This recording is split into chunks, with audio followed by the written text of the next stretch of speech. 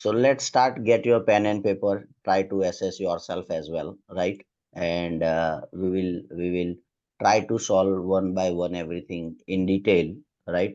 And you interact. Don't worry about your question is right or wrong. What it's here, nothing. I mean, but if you don't interact, then you won't understand the things. Even if you are doing mistake, interacting with me, I would be more than happy. So just sitting and listening and going won't help you a lot. Try to interact, try to understand. So this is what the thing is. This is myself, my team, right? This is quickly. I mean, we provide all 1,000 MCQ books, ebook. We provide the same lectures what I'm taking by expert. We have a big team. We have a WhatsApp subscription, Oman Viva coaching, data flow services, some short package, mobile application. Those who did not download it, Android and iPhone, it's available. Myself is Dr. Munjal Pandya. I'm clinical hemato-oncologist practicing almost for more than 20 years now. And that's my area of interest and expertise. Dr. Aarti is in our team. She will also take next, probably very shortly, a mock for this pediatric.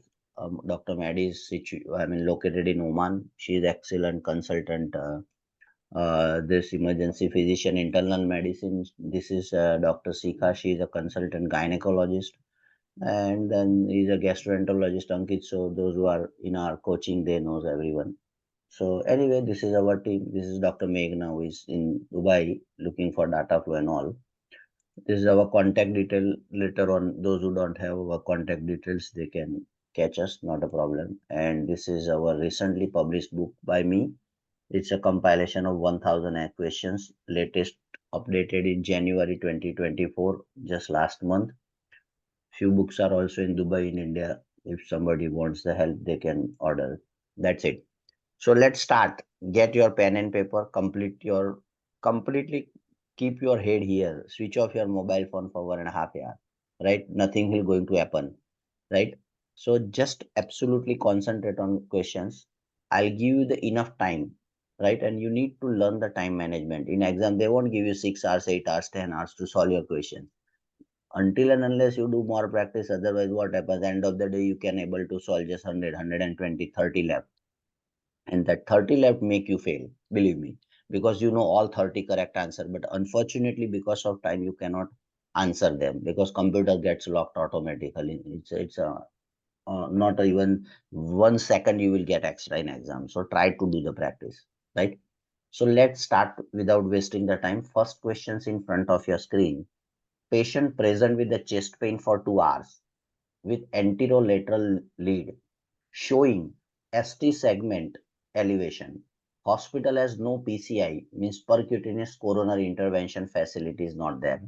What is the next appropriate step in the management of these patients? You have four options: streptokinase, nitroglycerin, ASA, aspirin, and beta blocker; nitroglycerin, ASA, heparin, beta blocker; nitroglycerin, ASA, beta blocker; altiplase, nitroglycerin, heparin, beta blocker. You can post your answer in chat box. That's fine. I mean, but at least you interact. At least you interact. What do you think? What could be your answer?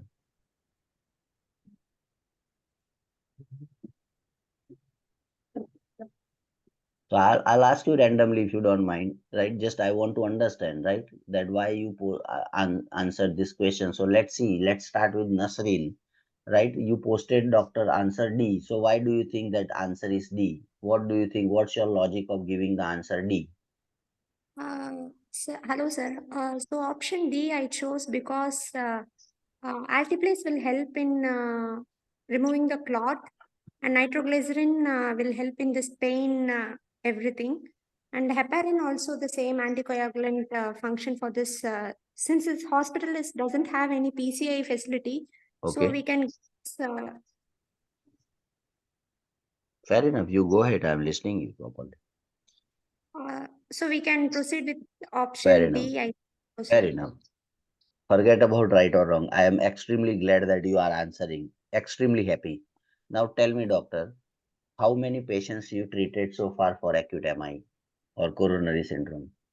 Um, yeah, in practice, many patients I have treated. Wonderful. Excellent. How many patients you use the double antiplatelet or double anticoagulant like alteplase and heparin in your setup where you Uh, practicing? in my setup with cardiologist opinion, we used to go with heparin and altiplase or streptokinase, anything available in our facility. Fine. So Uh, any right, that's correct. Perfect. Second yes. thing, you will not give the aspirin to the patients when a acute coronary syndrome patient comes to you. So aspirin is must to give, sir. Must to give. Yes. So in D, is there any options of aspirin? Oh, yeah. Uh, ASA, yes, yes, I missed that. Okay. Got it. Right. So Yes, as of now, this option is gone. Right. okay. Yeah, Aspirin, yeah. we cannot bypass the aspirin. So these three options as aspirin, ASA. Option A will be suitable, I think so. Wonderful. So that is the answer. That is the Okay. answer, right? So you know the answer. I did not told you the answer. I just try to clarify your concept, right? That I missed Yes, ASA. I didn't noted that. exactly. Yeah. So you Okay. know, I know, you have a concept clear cut in your mind that okay, aspirin should not be missed, but it is not in the option, na? So how you can start altiplase without giving the aspirin? Right? Yes, yes. So Yes, ASA sir. should be there number one. So this will all three have a ASA. So why not B, why not C? So we will, this is what you need to do practice at home. That's it, not mug up just, right? So ASA three options, right?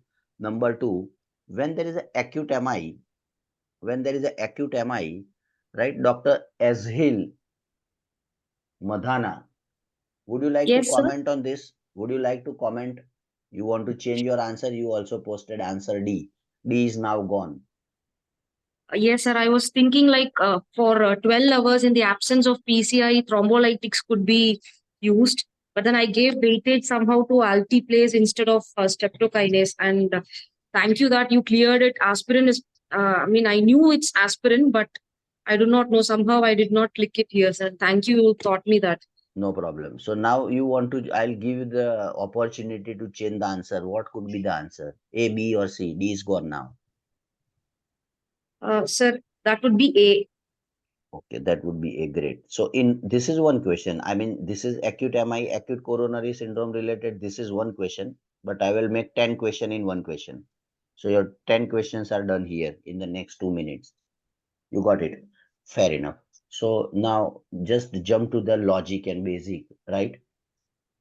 So understand this chart, what I'm going to explain for you, right? There are four things.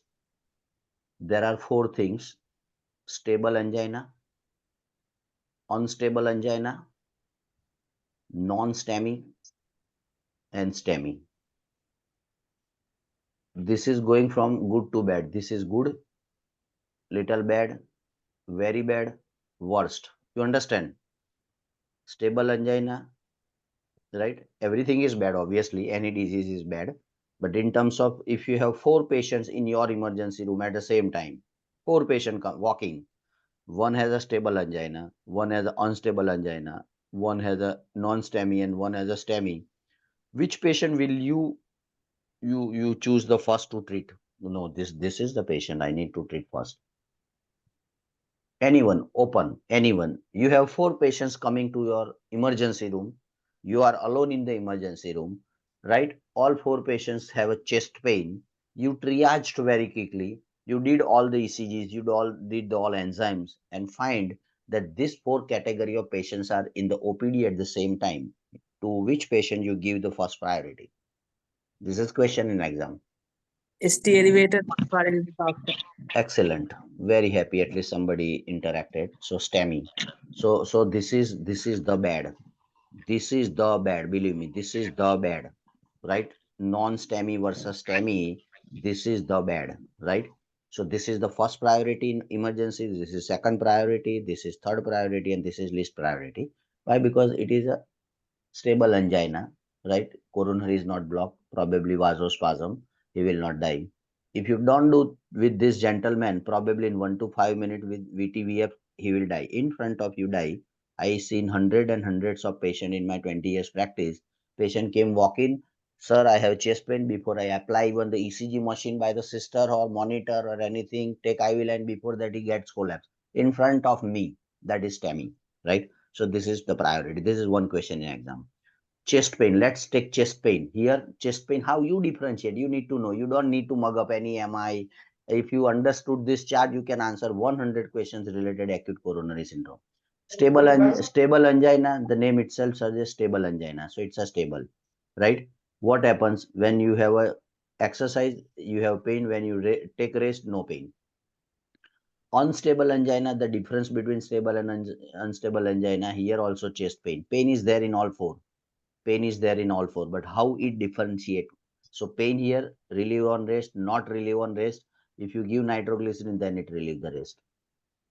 Non-STEMI and STEMI, how you differentiate? There is absolutely no way in this world to differentiate non-STEMI and non-STEMI except one investigation.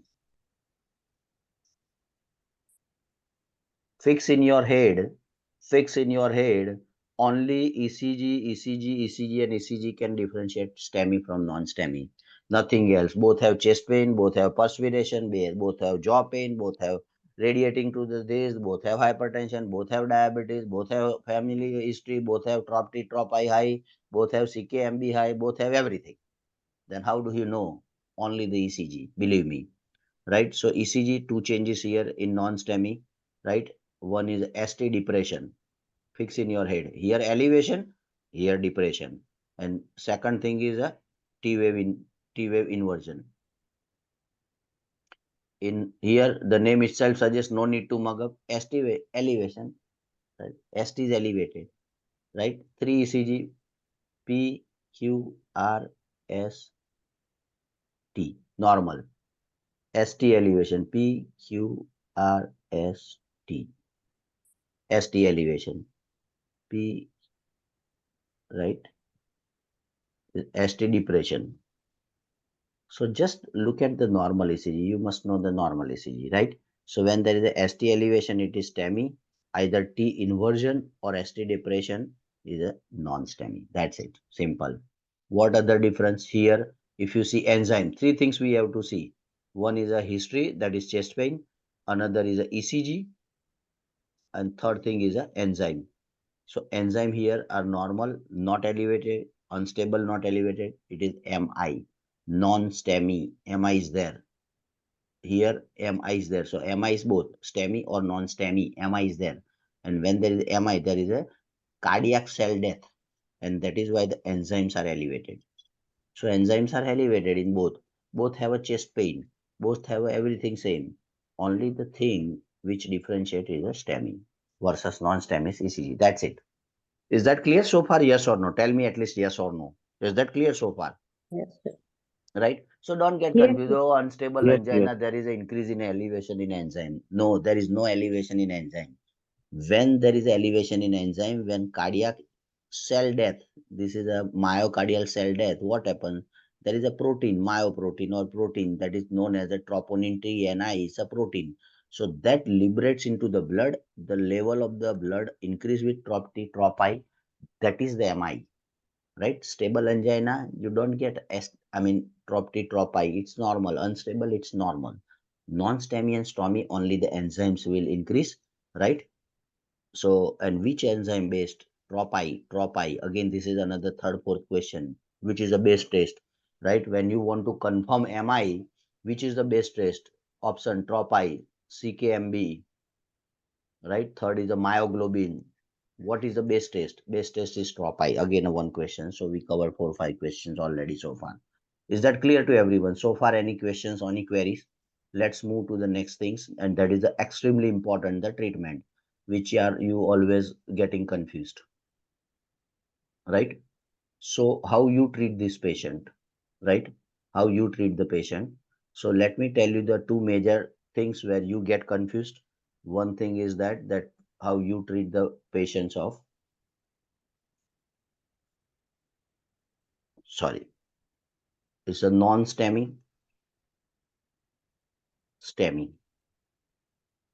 Now our questions answer comes. Across the globe, you cannot bypass the MONA Anybody knows the Mona? Anyone knows the Mona? Mona contains four things. Yes.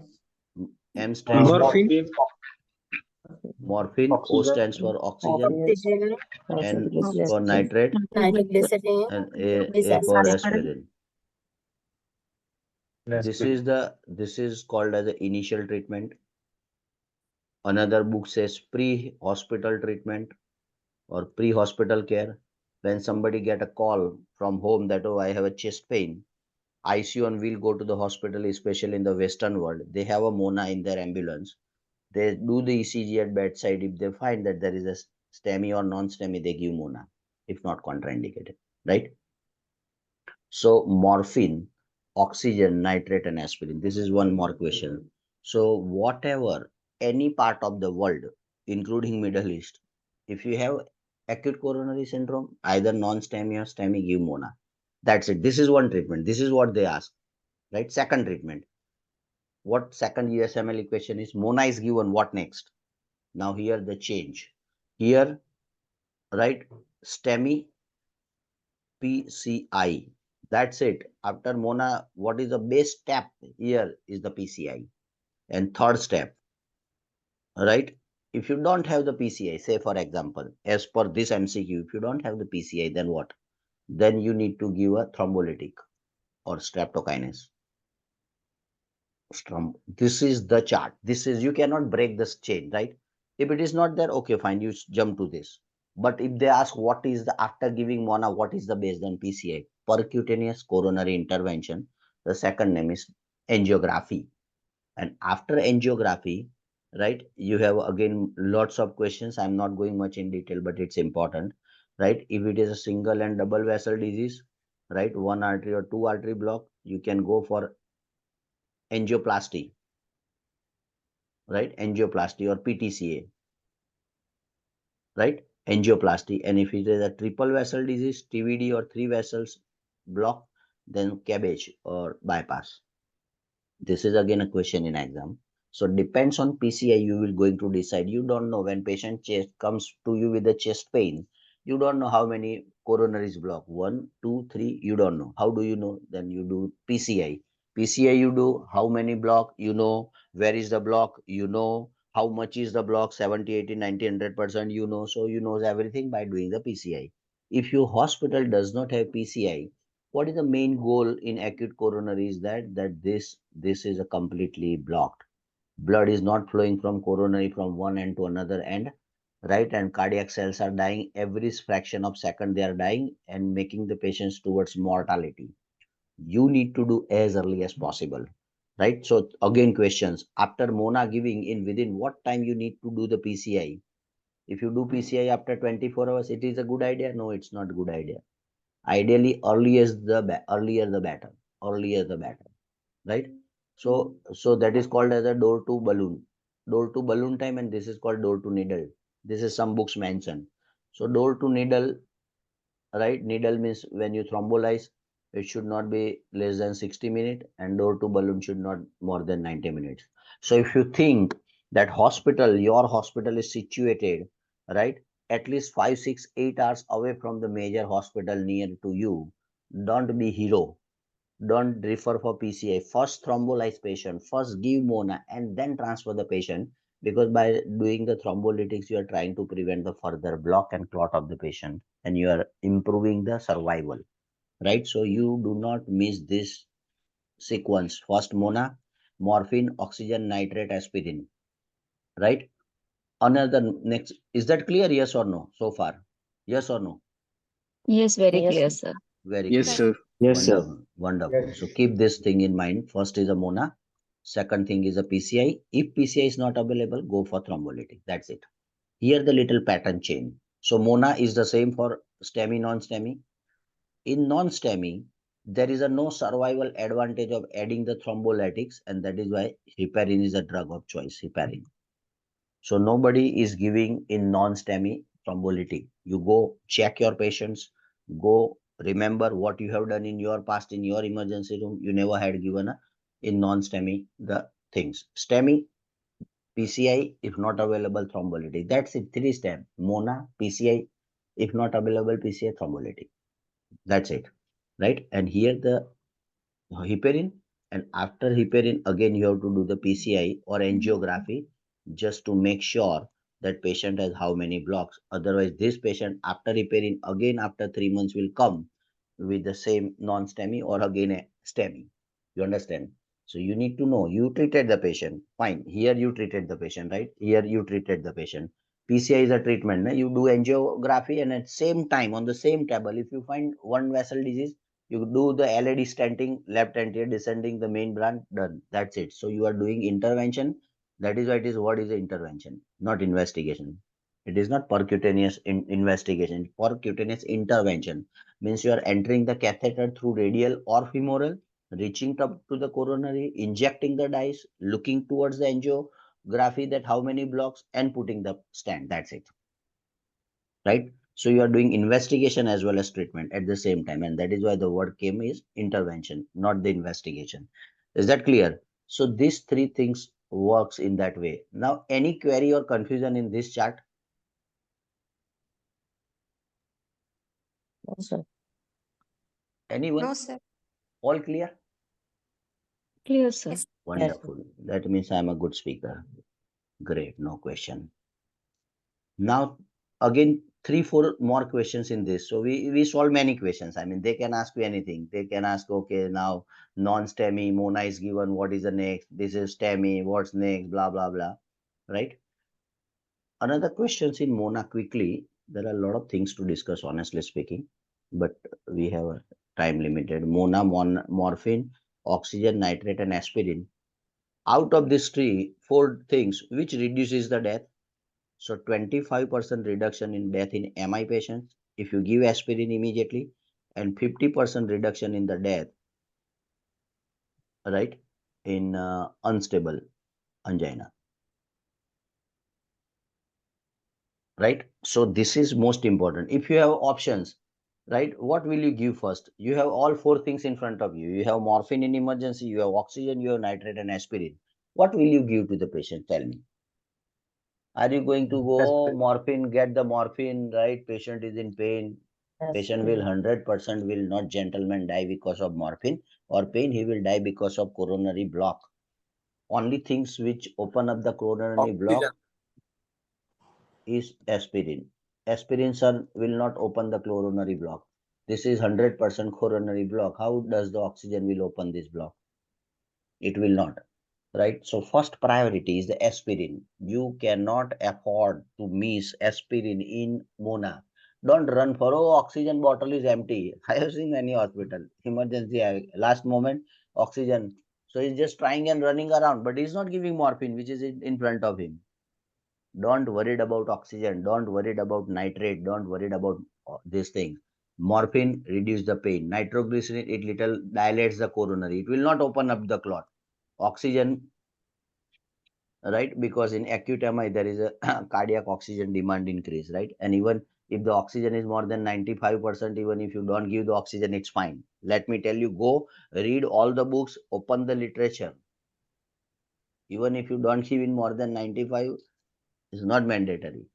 Aspirin is 100% mandatory, and this is first drug. But just to easily remember, we say MONA. But if you have patient of this, first give aspirin, then you want to do whatever you want to do. You call cardiologist, you call this. Don't call anybody when you have acute MI. Give the MONA. That's it, and start with aspirin. Fix in your head from now. Patient comes, take the ECG, send the enzymes. Enzymes will not come immediately anyway. It takes 4 hours, 3 hours, 2 hours, right? So don't worry about anything. If you are suspecting this is acute MI, do ECG and immediately give the MONA. Start with the aspirin, and then call the cardiologist that we have a one patient. If you can able to manage in 90 minutes for PCI, you come and do it. That's it. Directly land the patient to the cath lab. Is that clear? So this is one question. Another two question. Aspirin. If aspirin is contraindicated, patient is saying, sir, I am very much allergic. I am very hypersensitive to allergy. What is the next option? Exam questions. Anyone quickly? Clopidogrel. Excellent. Clopidogrel. Clopidogrel. Clopidogrel is the answer. This is the perfect correct answer. So aspirin is when allergic, hypersensitivity, when you cannot give, right? Or very bad anaphylaxis in the past. Don't challenge. Go to the clopidogrel because both are antiplatelet drug, right? Two questions more. This is contraindicated aspirin. What you give? Clopidogrel. Nitrates contraindicated, or what's the nitrate contraindication? Quickly, what are the contra where you cannot give the nitrates? Posterior wall MI. Posterior wall Posterior MI. wall only. BP is low. Posterior wall MI, or in short, hypotension. Hypotension RP because inflow. of, yeah. So hypotension because of any reason you cannot give. Less than 90 systolic don't give because it is again vasodilate. It reduces the further blood pressure, right? And there is one drug. There is one drug which cannot be give with this nitrate. If some patient is taking one drug, Sildenafil. sildenafil, excellent. Credit question. Sildenafil is a drug. The another popular name is Viagra, which is used more in Western world for erectile dysfunction. So Viagra or sildenafil is a drug. If some patient is already on that and you are giving, they may cause profound hypotension, low blood pressure. So these are the absolutely specific questions regarding acute MI. They will ask this only, they will not ask you anything else, believe me, but your concept should be clear. So not going much in detail because we spend enough time on this. There are lots of more questions for understanding, but these are the basic one which, and you go and read it once again. Let's jump to the questions again. Our basics question. Let's go to the questions. Probably now your mindset is changed. Right now, answer is very clear cut. Again, we are reading these questions. A patient present with a chest pain for 2 hours with anterolateral leading showing ST elevation. See, so now ST elevation is clear cut here. So forget about non-STEMI. It is STEMI they have mentioned. ST elevation. So what's the acute coronary syndrome here? Diagnosis is STEMI. Right? Patient has no PCI. So in STEMI, what we will do? What was our protocol? So give Mona, right? Give PCI.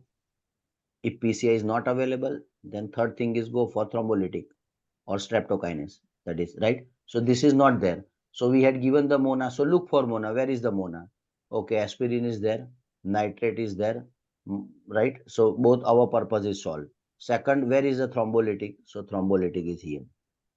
So this is the appropriate answer. It is STEMI, so we don't need heparin. So this option is gone. C, aspirin is there, but there is no thrombolytic. So this is also gone. This is also gone. This is also gone because no aspirin. What else is remaining, doctor? Is that clear? Yes or no? Yes, sir. Yes, sir. Yes, sir. Yes. Got it. Yes. So now onwards, Yes. try to solve the question in such a way, right? Don't mug up. Oh, I missed it because I'm here teaching you. But in exam, nobody will teach you. Whatever you tick the D, it's gone. Hopefully you enjoyed this, right? Yes. Yes. Yes, sir. We'll share this PowerPoint. Second questions of cardiology. Give 1 minute, think over it, and then give the answer. You responded to an emergency call at local grocery store where an elderly female has suddenly collapsed. She was shopping alone. So past medical history is not obtainable. Bystander says that she started to turn around and suddenly fell straight forward. A worker is doing chest compression, but there is no AED on site. You quickly assess and she is not breathing and place the combi pads on her chest. So this is the ECG, right? This is the patient, elderly patient, right? Went to the grocery shop, right? She is alone, fell down. So past history, we don't know, right? Neighboring people don't know what happens, but she collapsed. Somebody started the compression, right? Because there is no AED at the site and did some combi pad, this pad and see this rhythm. So now here there are three questions. First questions I already wrote it here, right? What is the diagnosis? So if you don't see any history, forget about any history, just look at the ECG. What's the diagnosis?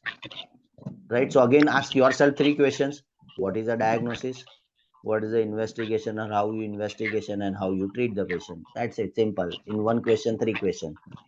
So you post your answer. Anybody, any volunteer? What is the diagnosis? Diagnosis is a ventricular fibrillation. Excellent. So first job sir made is very easy, ventricular fibrillation. Okay. What's the treatment of this patient? If you see this patient, Patient is unstable, so we go for the stop defibrillator. excellent. So both answers are absolutely correct. Because patient is in fibrillation, you do the defibrillation. No need to mug up. Patient has pyrexia, so give antipyretic. Patient has hypertension, so give antihypertensive. Patient has diabetic, give anti-diabetic. Patient has fibrillation, so give antifibrillator. Simple. Got it. Right? So this is a bad ECG. Worst ECG in this world is this ECG. Whenever you see any ventricular fibrillation, you cannot expect the bad ECG in this. There is one bad ECG in this world, which I would like to draw, but it's not good. Flat ECG. You understand?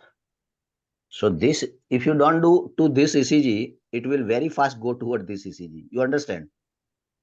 If you don't do with this ECG something in 1 to 3 minutes, this will immediately go to this ECG. Flatline means dead, gone, no cardiac activity, asystole, arrest, whatever the word you say, it's arrest. So one step before arrest is a fibrillation, right? So this is ventricular fibrillation, right? Very quickly. Who has given the answer? Sorry, I could not able to see the. Sir. Me, Tariq, Dr. Tariq. Sorry, excellent, brilliant. Ventricular tachycardia and ventricular fibrillation, right? Dr. Tariq, if just discussion. If patient is Yes. if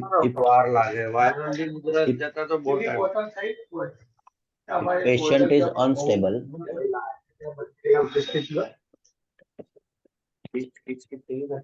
क्या 31,785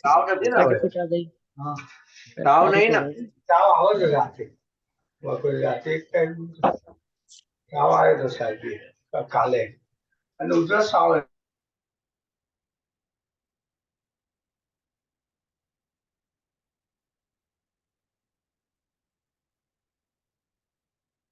yeah. So ventricular, Dr. Tariq, ventricular tachycardia and ventricular fibrillation.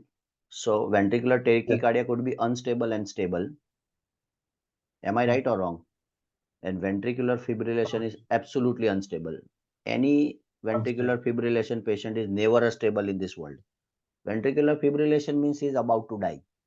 Pulseless, BP-less, respiration, almost gone, right? About to die if you don't do anything. So they are never stable, they are stable or non-stable. Unstable patient of ventricular fibrillation, treatment is defibrillator.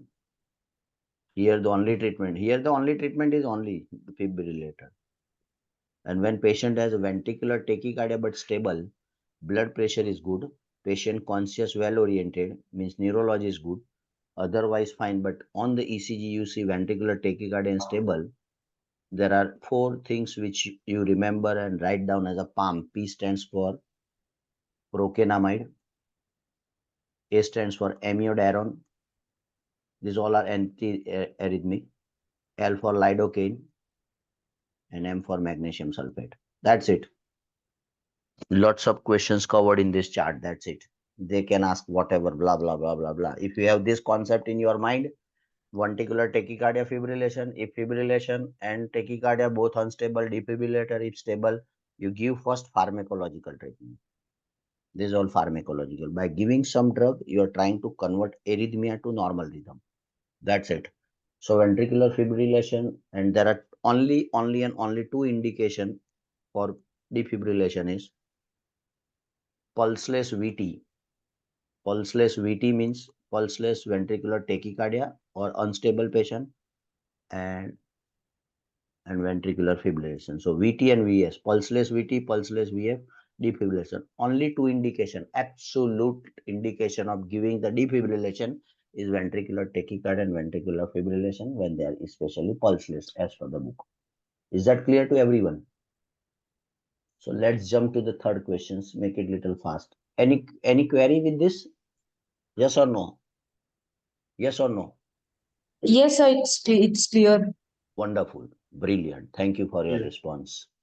Wonderful. At least somebody can Thank answer. you. So I thought that I'm not only in the class. Question third. A woman comes to the emergency department. Now change your brain from cardio to emergency. Change question, change. A woman comes to emergency department 1 hour after taking a bottle of pills. Blood pressure 118 by 30. Pulse is 90. Respiratory rate is 14. She is confused, disoriented, lethargic. What is the most appropriate next step in the management of this patient? Are you going to give the flumazenil, gastric lavage, psychiatric consultation, naloxone, dextrose, and intubation? Here I posted more few questions. This is again a question. This is not option. This is in every poisoning patient you must look for what they have consumed, when they have consumed, how much they have consumed, what amount they have consumed, right? How did they consume, oral, intravenous, inhalation, blah blah. So this is basic 4 questions, and if you understand these 4 basic questions, you can answer any poisoning question in this world. If they ask in any exam, you can easily simply close your brain and you can answer this. That's it. This is basic, but we never concentrate on basic. So we just mug up the answer. So don't mug up the answer. Think of your answers. What do you think of this patient? You can change the answer. You can, sorry.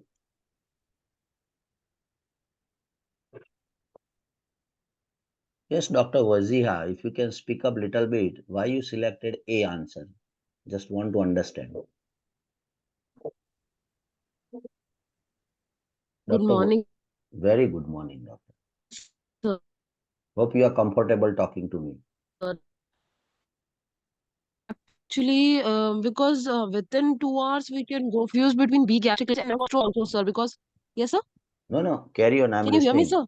Yes, I can hear Yeah. you very well. I was confusing gastric lavage and naloxone and dextrose because she's confused and disoriented and lethargic. So, but time was only 1 hour, no? So that's the reason I went for gastric lavage. Okay. So one more question. Just it will you probably change your answer by one question. Do you think then patient is not conscious or disoriented or brain functions are not good? It's good idea to do the gastric lavage. Yeah, yes, sir. Correct, sir. Naloxone and dextrose only. So you change your answer. I did not. I mean, given you, I just given you the clue, right? So fix in your head, doctor. When patient is unconscious, means there is some time passed. In general, right? Because when somebody ingested the drug, went to the stomach, absorbed from stomach, intestine, went into the blood plasma, and that goes to brain, so it takes some time. It takes some time, isn't it? It won't go immediately, quickly, isn't it? So and you don't know the history properly. Sometimes patient is saying different history, but we have to apply our mind, right? So in general, any patient with a neurological symptoms or disoriented or unconscious, it's not a good idea to do lavage in any patient. There are high risk of aspirations as well, right? Patient has no gag reflex, the patient is unconscious, right? So forget about that part. Yes, Dr. Amal. Why you want to do the gastric lever, Dr. Amal?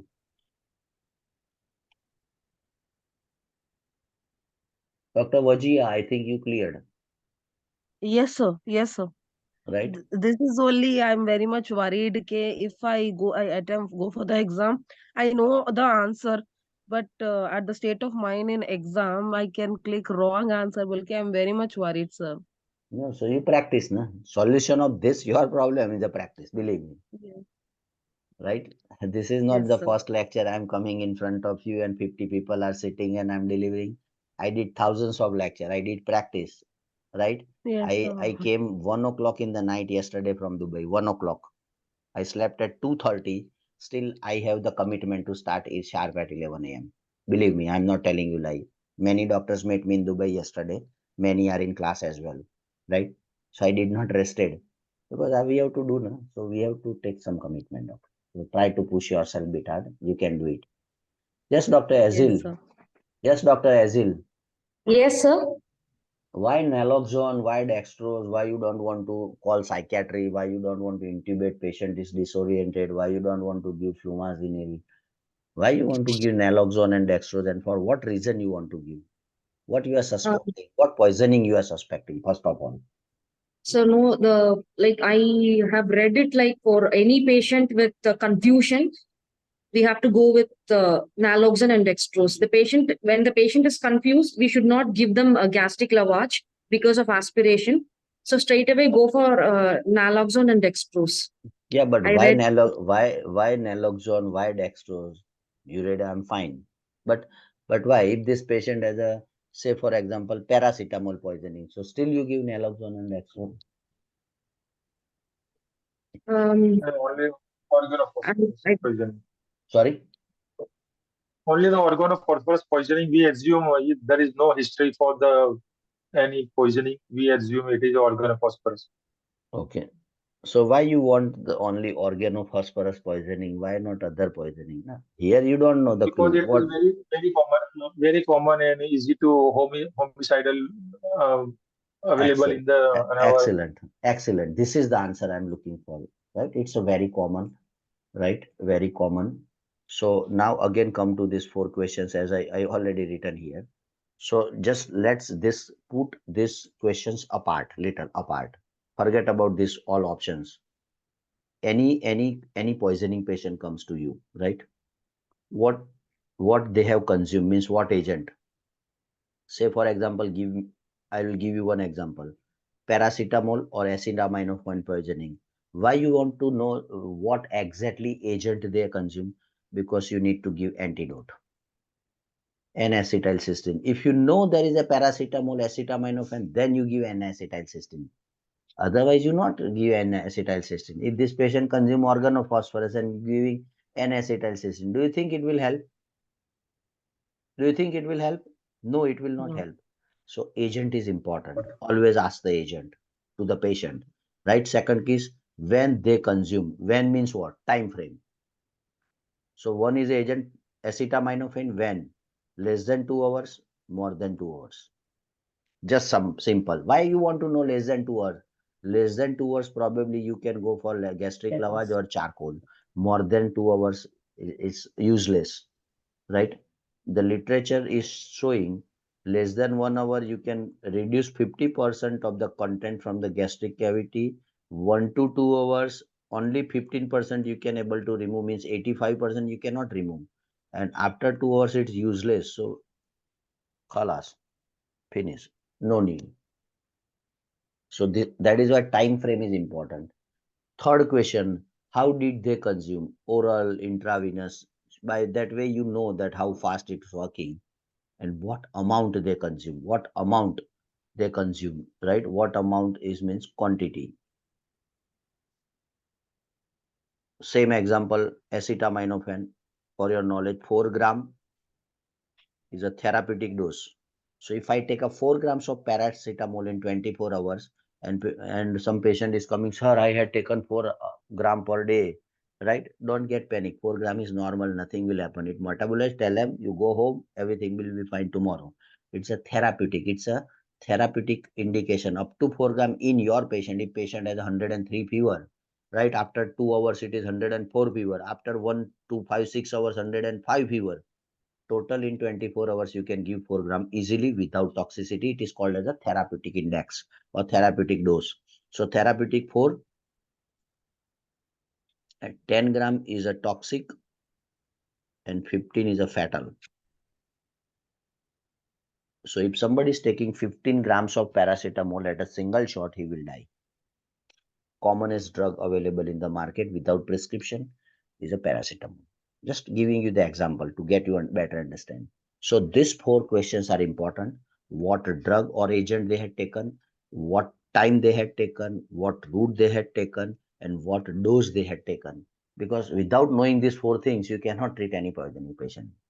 Without knowing any poisoning patient, if you don't ask these questions for to yourself, your answer is 99% wrong because you don't know the logic. Na? Now we'll evaluate these four questions in this scenario. Now let's get back to the main business. Now what we are doing. Woman comes to the emergency department 1 hour, right? So let's say time frame we know 1 hour. 1 hour after taking what? But the beauty is that 1 hour after taking bottle of pills. But bottle of pills when they took usually don't know. I mean, right? But anyway, let's take 1 hour, right? Woman comes to the emergency department 1 hour after taking a bottle of pills. Blood pressure is stable overall in general. Mild tachycardia, respiratory is fine. She is confused. Everything is neurological. Confused, disoriented, and lethargic. So agent we don't know. We don't know agent, right? Route oral because pills is oral. So we know the routes. Amount means quantity, how much, how many milligram, we don't know. After taking a bottle of pills is small bottle, big bottle, in bottle, one bottle, 30 tablet, 50 tablet, 100 tablet, we don't know. Is that clear? So we just know orally before 1 hour she had took something. So two questions is not what antidote we will give because we don't know the agent antidote. This is the most important thing in poisoning is to give the antidote as soon as possible. That is the bottom line. And ABC is always there anyway. We don't discuss that part. Airway, breathing, circulation, irrespective of any emergency, you need to keep in mind. So antidote we don't know. So whenever you don't know the agent, the biggest questions. Whenever you don't know the agent, there is a TONG protocol. TONG. Write down TONG. TONG. TONG. TONG. T stands for thiamine.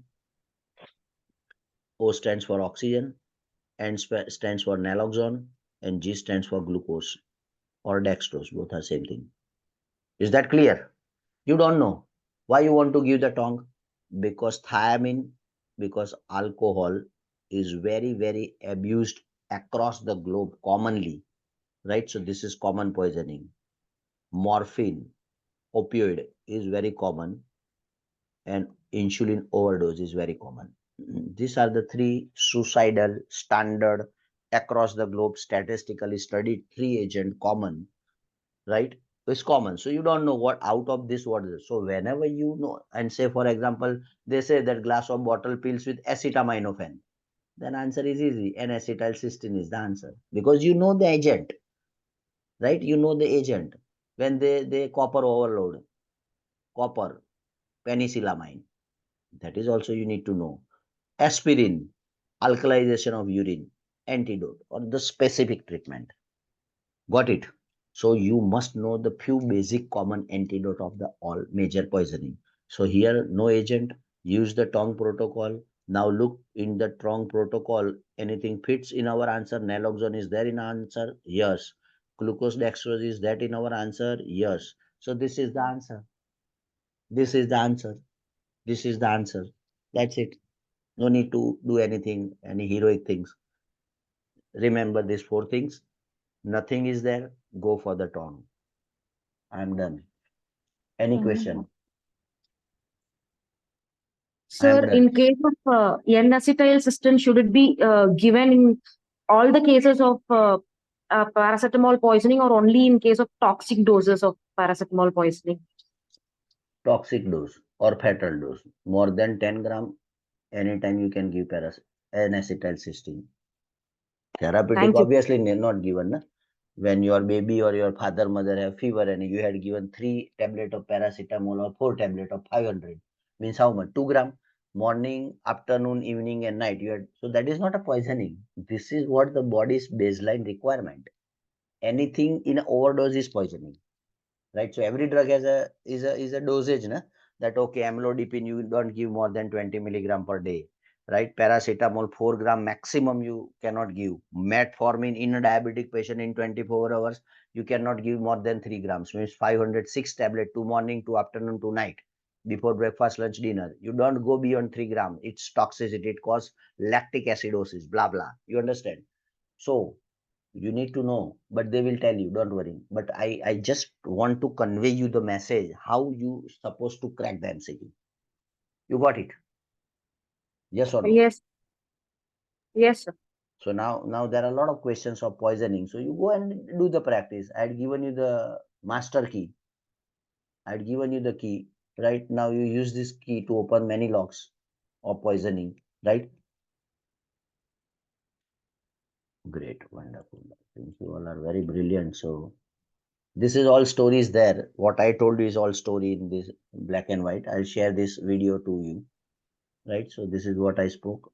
Again, very confusing questions. Everybody is get always confused. Everybody don't want to solve this question. Still, I put it this question here because exam will not conducted the way you like, right? Anything comes in exam. Which of the following is the most likely to be found in aspirin overdose? pH, blah blah blah, A, B, C, D. You read it. Normal value is given here. Otherwise, it's a very simple one-liner question. You don't. They had given everything. There is a aspirin overdose. So aspirin overdose or aspirin toxicity is there, right? This is normal ABG they had given. Which ABG you can see in aspirin overdose?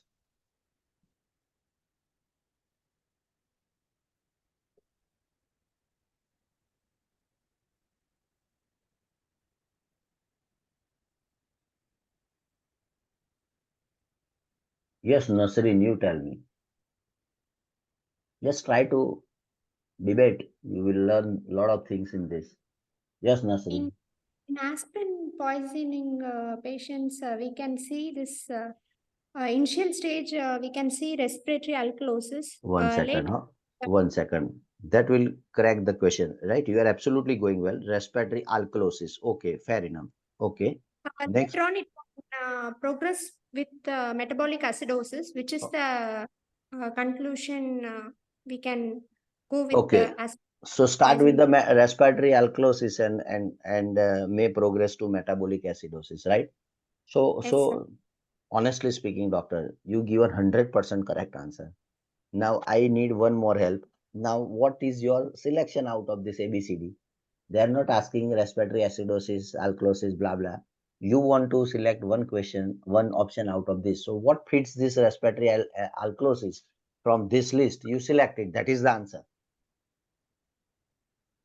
I'm going with option C.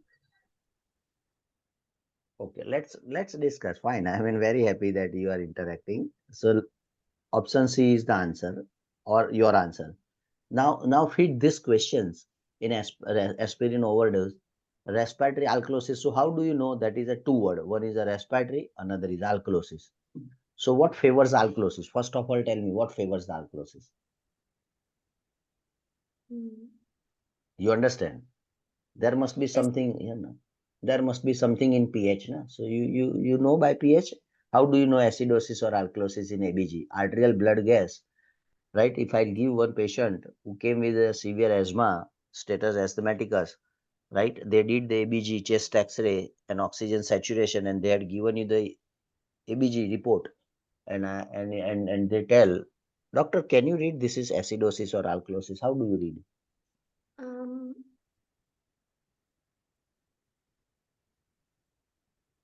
You understand what I'm trying to Sir, explain or can not? I? Yes, in yes, Arvind. alkalosis, Anybody, sir, pH value. open. Anybody, open for all, sir. This is just discussion. She is speaking, so I'm Okay. interacting with her. You can speak, sir. Your ideas, your thoughts, your views. This is the only in exam. Nobody will give you such time, and Sir, nobody will give you clue. yes. Yes, go. Sir, if it is less than 7.35, like from normal value, then we can go for acidosis. And if it is more, then it is alkalosis. Fair enough. So you absolutely did the job very easy. So write down any patient like poisoning, any patient, any ABG related interpretation comes, any ABG related. ABG is arterial blood gas, right? So this is ABG basically. You need to know five things. One is a pH. What is the pH of the things? Another you need to know PCO2. Another thing you need to know PO2. Another thing you need to know. Fourth thing is a bicarbonate, and fifth is oxygen percentage saturation. This is the basic.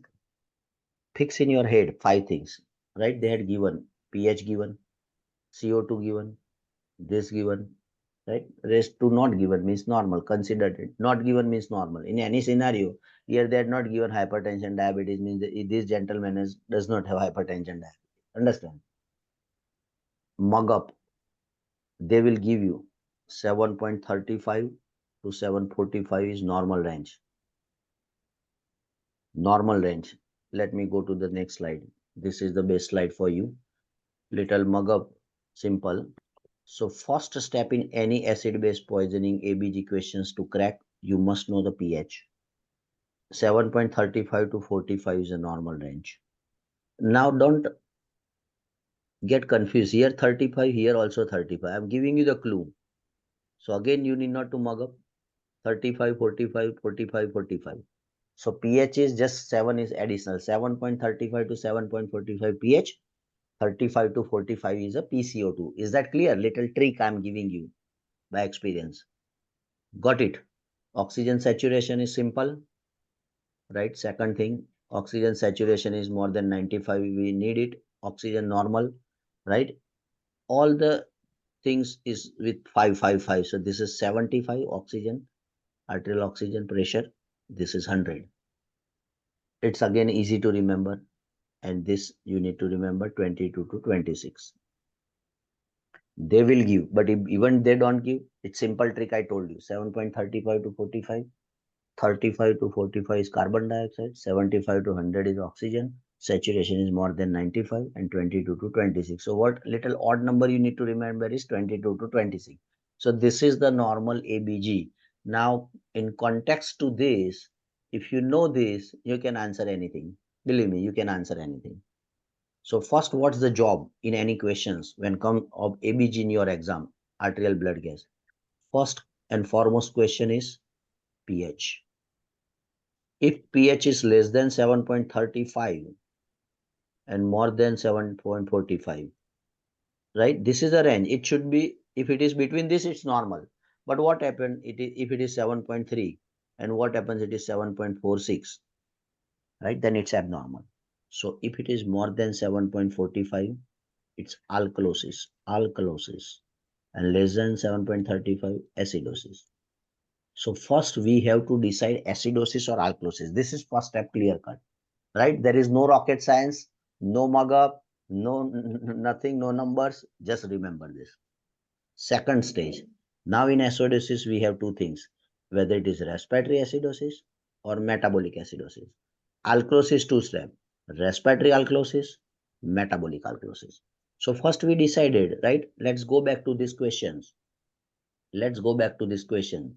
What they are saying, right? The doctor already told in aspirin overdose there is a respiratory alkalosis, not acidosis, alkalosis. So we need to look for the alkalosis. So anything more than 7.45 is alkalosis. So we figure it out, right? And second step we will look for this, right? Is the right? So alkalosis, now alkalosis, then respiratory or metabolic we need to find out, right? So how the chart works here? This is third chart for you, learning chart, right? So here what? First step is pH. If pH is less than 7.35, it's acidosis. If more than 75, it's alkalosis. Simple. Now in acidosis, if the CO2, sorry, when the carbon dioxide more in the body, it is a respiratory acidosis. So what happens in acidosis, right?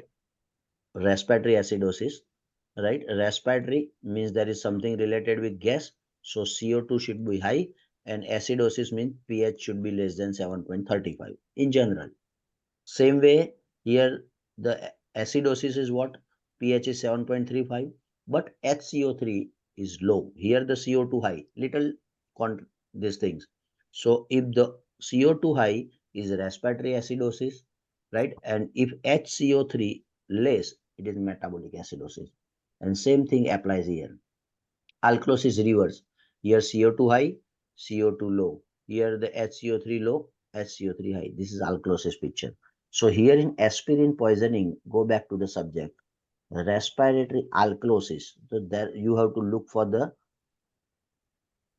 pH which is more than 7.45. 35 to 45 is a normal, right? So if less acidosis, alkalosis. So doctor already told respiratory alkalosis, right? So look for the alkalosis. So when what, right? So now you can triage one by one. Na? This is again art of solving the question. So pH 7.35 gone because it's acidosis. Now you have 7.25. This is acidosis gone. Respiratory alkalosis. So now you have two options. Na? 7.55 is alkalosis. 7.46 is also alkalosis. Now how you differentiate? How you differentiate? Right? So, right? So here, right? You what she told respiratory alkalosis and metabolic acidosis. Right? So alkalosis is done. Now look for the acidosis or metabolic acidosis. What comes in metabolic acidosis? Right? Metabolic acidosis. So acidosis metabolic, what happens to HCO3? What happens to HCO3? Right? HCO3 should be low. HCO3 should be low. HCO3 should be low. So now look at the options. Where is the HCO3 is low? Is it in A low or C low? A low or C low? HCO3 normal is 22 to It's 28 or 30, say for example. So this is like a normal. Is that clear or not? Yes, sir. Right? So most appropriate answer here is a C, right? C, right? Because these two already gone, B and D. Amongst these two, this is not a metabolic acidosis, no? Right? Respiratory alkalosis then lead to metabolic acidosis. So this is a normal. HCO3 here is a normal, but this low is a metabolic acidosis. So this is the proper interpretation of ABG, right? This two chart, as I mentioned, you will help you a lot to understand, right? Try to do 2-3 more practice. You will understand. I will share these slides with you after lecture, right? So this is simple chart. First decide the pH, right? Once you decide the pH, high or low, means you did, right? That is acidosis or alkalosis, and look at the numbers, right? CO2, HCO3, CO2, HCO3. What fits, you can club up the things. Acidosis, respiratory versus metabolic. Is that clear? Yes, sir. Right? So try to little Yes, sir. understand, try to understand the normal things. Until and unless you understand the normal thing, difficult to understand the abnormal thing. Right? So two more questions very quickly. Right? Right? So what is the treatment? Anyone can tell me what's the treatment? If patient comes to you with aspirin overdose, what's the treatment? How you treat this patient? Give Common. the antidote. Which end? Anti-acetyl. Which end? Insisting. Acetylcysteine. Give the antidote. So this is not acetaminophen poisoning. It is aspirin poisoning. We can do hemodialysis to urine alkaline Alkalization of urine. of urine, which is the treatment, sir. True. Two treatment mainly.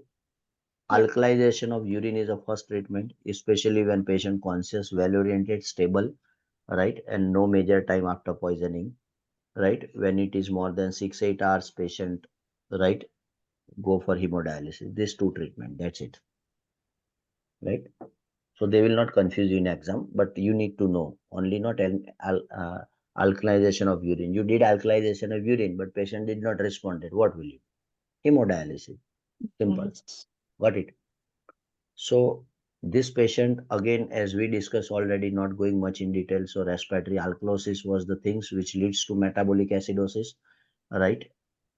And treatment is alkalinization of urine, which increase the rate of aspirin excretion in acid, these things. And hemodialysis is again a treatment when there is a progression or no improvement with this. So I'll share these things. Another questions.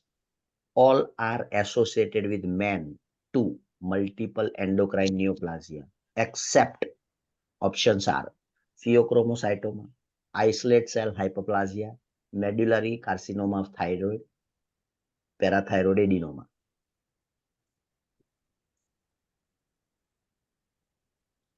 Yes, your answer.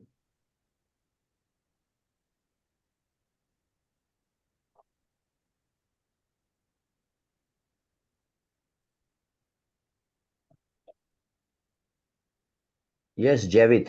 Any comment, Dr. Javit?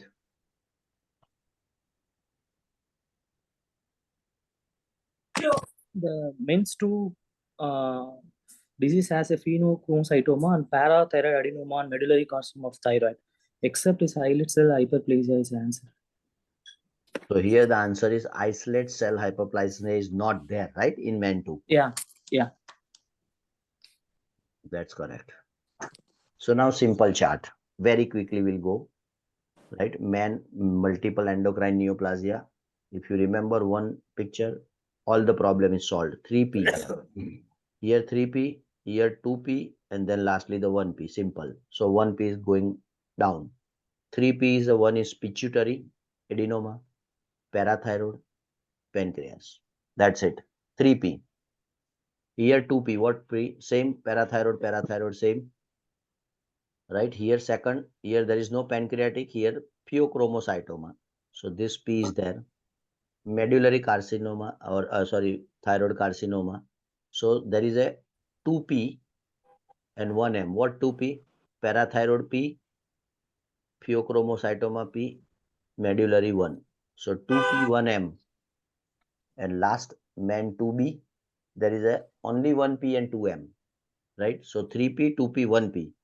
Right? Here M0 you can say M0, M1, M2. This is M1, M2. Just to easily remember. That's it. Right?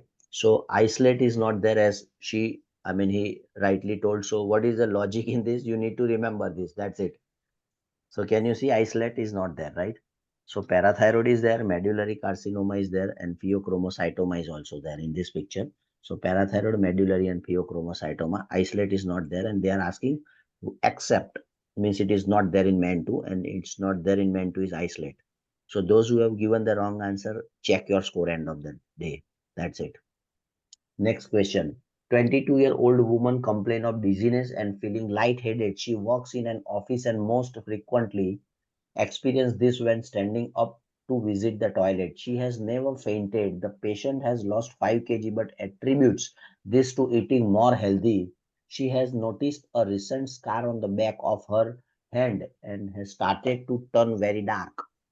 Most appropriate investigation: cosyntrophin stimulation test, low dose dexamethasone test, cortisol measurement test, urinary free cortisol level, and abdominal ultrasound. So here again my formula will.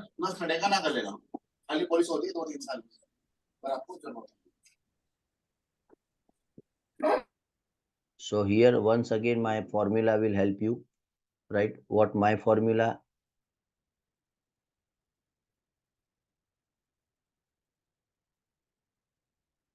Yeah, so my formula is what? As I told you, what's my formula? Diagnosis, investigation, and treatment. 3 questions. So what is the diagnosis? Right, that favors the diagnosis. There are something which favors the diagnosis. Once you make the diagnosis, what test you will do, how you will treat this patient, and how to confirm the diagnosis. Anyway, so there are a lot of question in one question. Yes, open for all. Yes, Dr. Azil, what do you think? Sir, What's the this diagnosis? is hormones, Sorry, what's the diagnosis? probably Addison's with Okay, great, wonderful, wonderful. 1 minute. Let me write down. Addison's is the tentative or diagnosis. Now, yes, sir. can you tell me what points favors in this Addison? By how you get to know, means what's the clue, no? So majorly the hyperpigmentation. Okay, great. So it is there in the hyperpigmentation. So this is all scar and colors and all hands turn dark, and this is hyperpigmentation, right? What else? Yes. Sir, the lightheadedness, the hypotension. Hypotension. Wonderful. Excellent. Dizziness, hypotension. Okay. What else? Weight loss. Weight loss, yes. That is also part of these things, right? So, and muscle weakness, she is saying must frequently experience when we standing up, right, to visit the toilet. So probably Yes. myopathy, muscle weakness, proximal myopathy, blah, blah, right? So it is also there, right? So this is like additions. Now what the next thing? Most appropriate investigation, what do you think in additions you can do from A, B, C, D, E? So the co-centropin stimulation test. Okay, what is that test? Co-centropin test is what? I mean, what you understand, huh? Just don't take it otherwise. I'm just trying to understand your logic. Or what exactly we do in co-centropin test? Sir, we give the co-centropin and then we observe if there is a hormonal change. What hormonal change will you are expecting in this patient? Sir, ACTH. There is decrease in ACTH. So, Okay. So what could be the interpretation of co-centropin stimulation test? What you are expecting? You injected co-centropin. Then what will you measure? Blood pressure measure, some blood test measure, some hormone measures. What measure?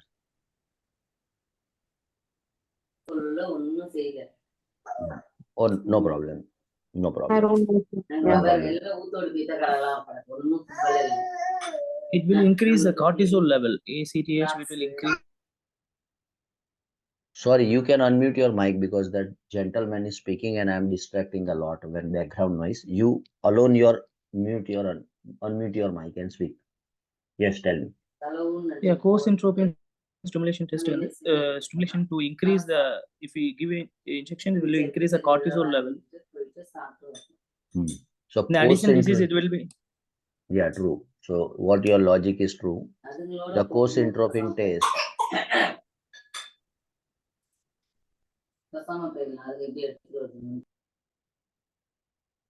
So co-centropin is basically patient has Addison's disease, as she rightly told, where the adrenal gland is destroyed, usually due to infection or autoimmunity, and that cause reduce the cortisol level, and sex steroid produce various symptoms, as we know, hypotension and all, postural and all. And there is a scars because of the pigmentation, right? So here, this later sign is due to elevated melanocyte, blah, blah, it's written. Right. So co-centropin test is the test, most specific test for adrenal function is a co-centropin test. Co-centropin is a synthetic ACTH. You measure the cortisol level before and after administration of the co-centropin. In patient whose health is otherwise normal, there should be a rise in cortisol level after giving the co-centropin. When the adrenal is at problem, cannot release anything, there won't be any rise in cortisol level after giving co-centropin. Treatment is more important than testing in adrenal crisis. So when you suspect, right, that it's adrenal insufficiency or adrenal crisis, right, you do test, you do steroid level, you do cortisol level, but don't waste your time. On the suspicion, better you give dexamethasone, you start treatment. It is a crisis. That is why the name is acute adrenal crisis, means adrenal gland stop making the hormone of adrenal gland, mainly the steroid, and patient may present with a hypovolemic shock or adrenal crisis or adrenal shock. Treatment is just give the steroid. Is that clear? Yes or no? Yes or no? Yes, sir. Yes, sir. Wonderful. Wonderful. This question, 47-year-old woman has experiencing 4-month history of diarrhea, bloating. Associated symptoms include lethargy, weight loss, full blood counts reveal hemoglobin of 9.3, MCV 70. Which of the following investigation would be helpful in this patient's diagnosis? So here, once you make the diagnosis, then you can answer what antibody. So it's a one question in two question, right? So you think over it.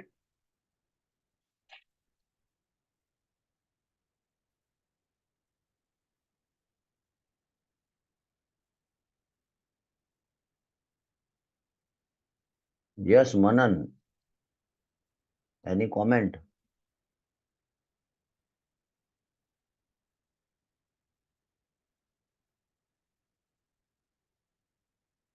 In the group, we are 50 people, but just posted answer is 3.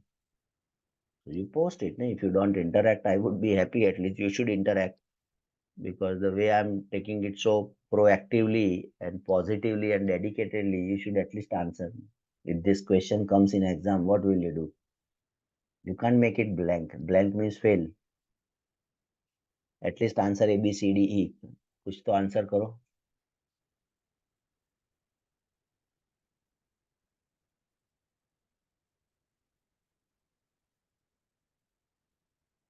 Yes, Midila. Any comment, Dr. Midila?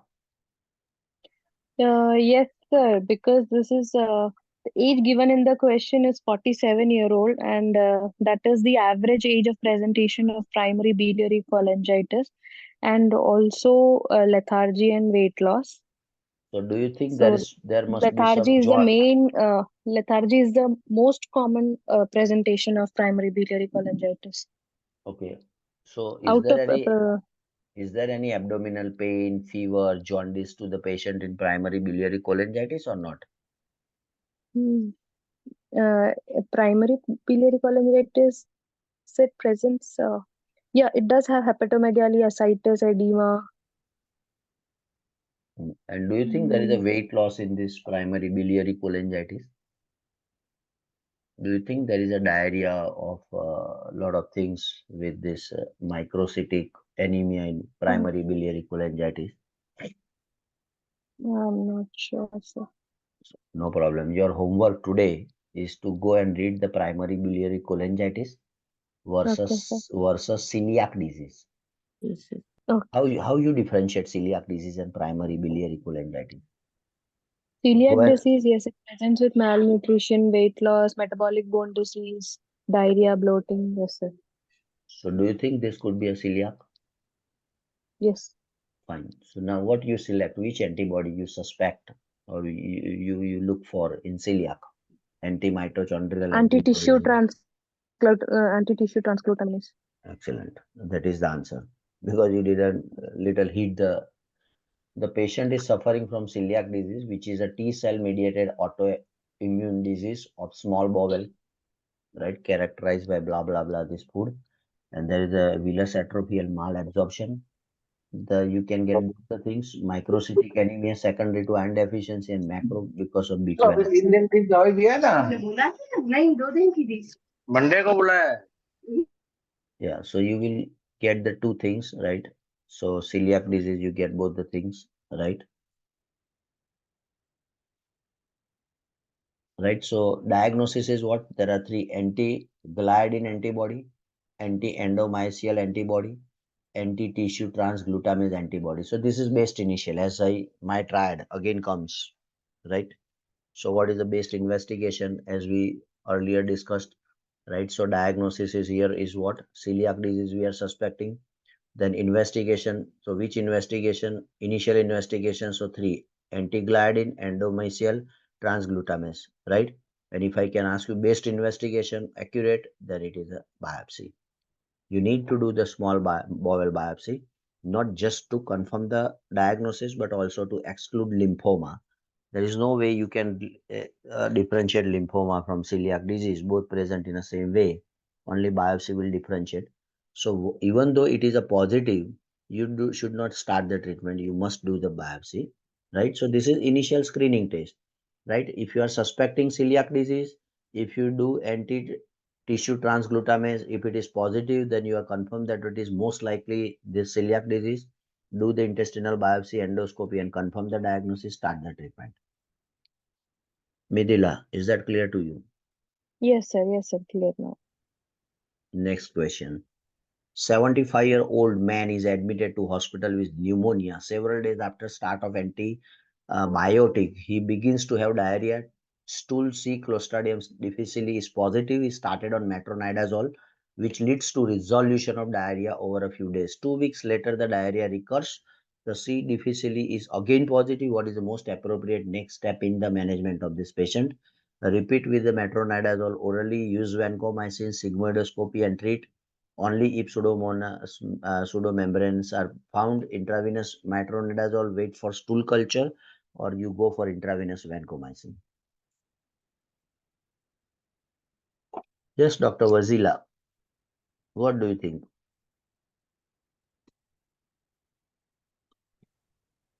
Yeah, we have to repeat metronidazole, sir. Why you want to repeat when metronidazole is not working? You have clear cut say he has a pneumonia. They use antibiotic. C difficile positive metronidazole started, right? Resolution हो गया उसका. बाद में after 2 weeks again he presented with diarrhea. Same C difficile positive. Still you want to start metronidazole? You got my question or not? Yes, sir. Yes, sir. So say for example, forget about A is not the answer. What else you want to select? F. F. Okay. Dr. Nasrin is also selected F. Let's ask her. Yes, Dr. Nasrin, why it's a intravenous vancomycin? Why not oral vancomycin? If this Clostridium difficile is resistant to oral metronidazole, we can start with vancomycin.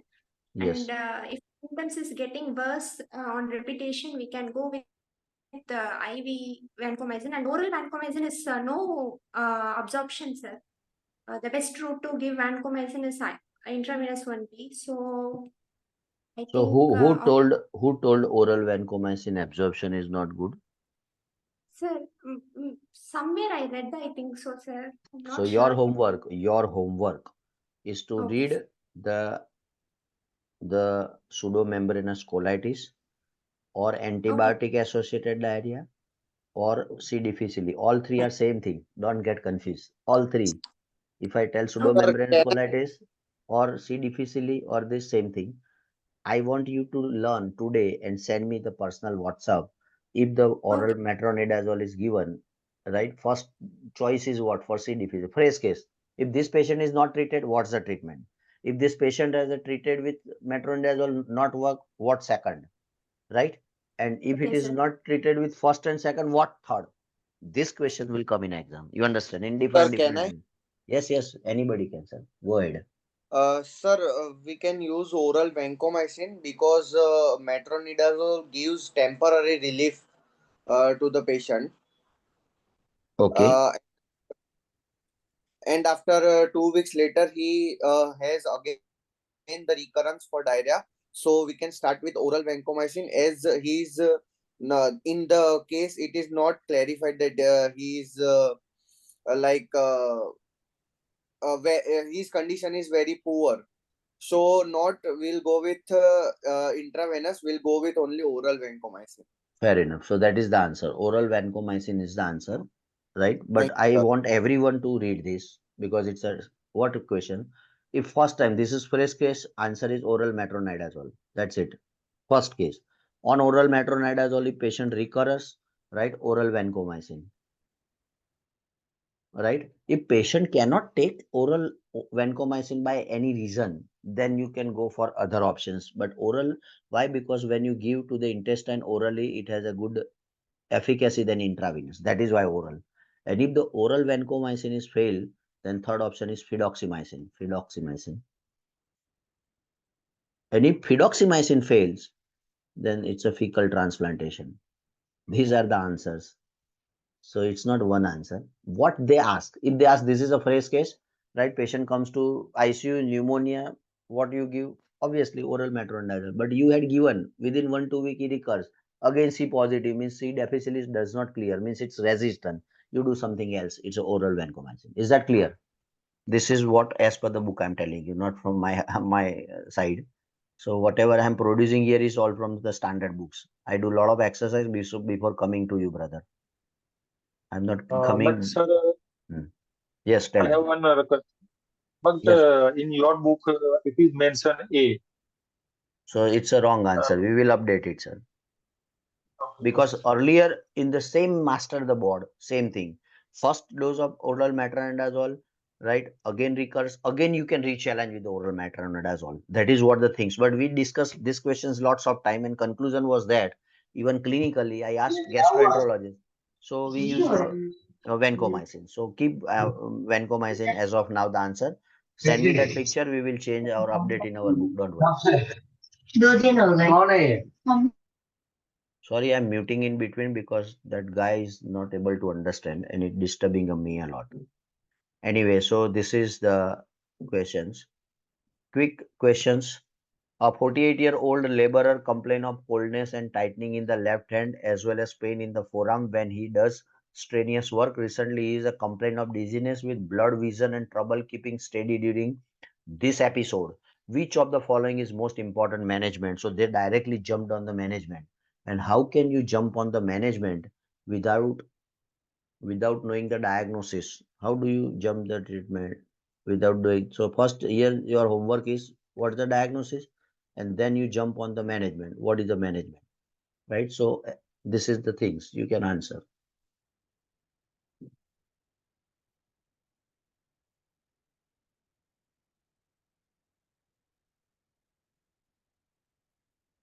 Dr. Naresh Kumar, any comment from your side? Because What do you think? What's the diagnosis? First, discuss the diagnosis or differential diagnosis. stable angina, unstable angina. Unstable angina. Yes, Okay, that's so why I want to go for aspirin. okay, so now let me Because ask you a left couple hand of pain, questions. dizziness. Yeah. 3-4 questions to you. Do you feel there is a coldness in the hand and tingling in the hand in angina? Yes or no?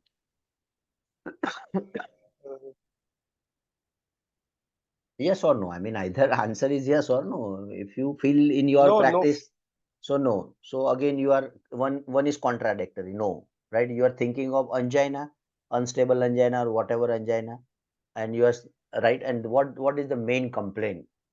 Laborer complain of coldness and tingling in his left hand with pain as well as pain. Second thing, no Pain. problem, just discussion. Second point, do you think in angina there would be a blurred vision? Uh, maybe sometime. Okay, so how many patients, honestly speaking, tell me you have seen patient with the present with the angina and they have blurred vision?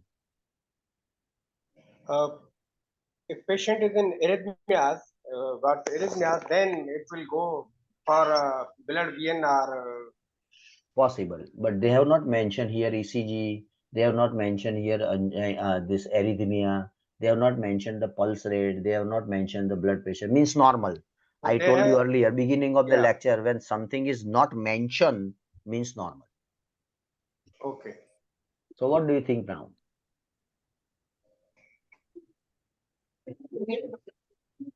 Interesting, no? Yes, Saima Malik, what do you think? What could be the answer? Sir, in my opinion, it is more likely to be transient ischemia because over here the patient is complaining sometimes with blurred vision and this goings on. So we cannot relate to the angina basically. So maybe it is more likely to be transient ischemia stroke like that. So for that also aspirin we can give. Yes, sir. Actually, today you have chosen so many difficult questions. I have seen that the level of the questioning are very good. They are excellent, and they are those questions जो कि मतलब जिसमें students हमेशा फंसते हैं. आपने वही वाले questions आज choose किए हैं सारे. तो मैडम मैं वो ऐसा तो एग्जाम में होगा नहीं कि आपको लॉलीपॉप क्वेश्चंस आएंगे. Yes, sir. Today actually I am not in a good. That is why I Actually, told you this mock test is eye opener. See, I don't want to disappoint yes. you, but I want to इन्होंने give you the मुझे आई complete opening clarity. कर दी है sir. आई opening हो गया sir. Wonderful, आज जो मैं wonderful. आज मेरा अपना लेवल पता चल गया है. नहीं नहीं, I'm not here to check your level. Everybody is a good doctor. I'm just trying to make you understand how the question can present in exam. Yes, sir. Okay, so anyway, this is little tricky, but not very difficult. This is the story of this question. One minute, I'm just muting all because that fellow is not understanding. So clinical presentation in this is ipsilateral upper limb manifestation. This is a subclavian steal syndrome, right? What happens? The blockage at the level of subclavian. Here is the subclavian, right? So I have given the nice pictures as well, right? I usually post a lot of pictures to make it more clear, right? So this is a subclavian artery, and when there is a block at subclavian level, there is a ischemia. Blood is no more flowing in the hand, so they have pain in arm, they have pain in the forearm, they have coldness, they have numbness in the palms, and one of the arteries or the branch of subclavian going to the brain through the carotid, and also they have vision as well problem, right? So they have everything in hand. You can see coldness and numbness in tingling in the hands, as well as pain in the forearms, right? Especially while doing hard work. So when they're doing hard work, they need more blood supply. Blood is not going, they are more in trouble. Recently complained of dizziness and blood, this skipping, all right, this little trouble in the eyes, right? So when there is a subclavian steal syndrome, you better go with the bypass. There is no options, right? Drug will not open up this block. Go for the bypass. This is a classical case of subclavian steal syndrome. So that's it. 70-year-old tall man fell off of curb while walking. This is tricky questions. So don't give answers very fast. Little give a pause and try to think of these questions, right? So try to the question. 70-year-old tall man fell off the curb while walking and is brought to the ER for severe chest pain. He is short of breath, pale, perspiring heavily. Physical examination reveals blood pressure 80/60, heart rate is 120, JVD, jugular venous distension present, heart sounds are weak, breath sounds are normal. He has a history of hypertension for last 10 years. What is the most likely diagnosis in this patient? Tension pneumothorax, ruptured aortic aneurysm, myocardial infarctions, pericardial tamponade, and hemothorax.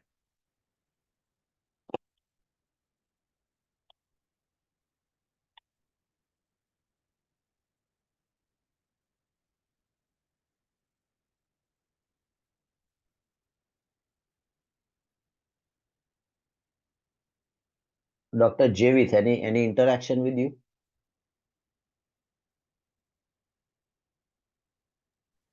For cardiac tamponade, it will be the Baker's triads, the muffled heart sound, hypotensions, and normal breathing sounds will be there. Tachypnea is there.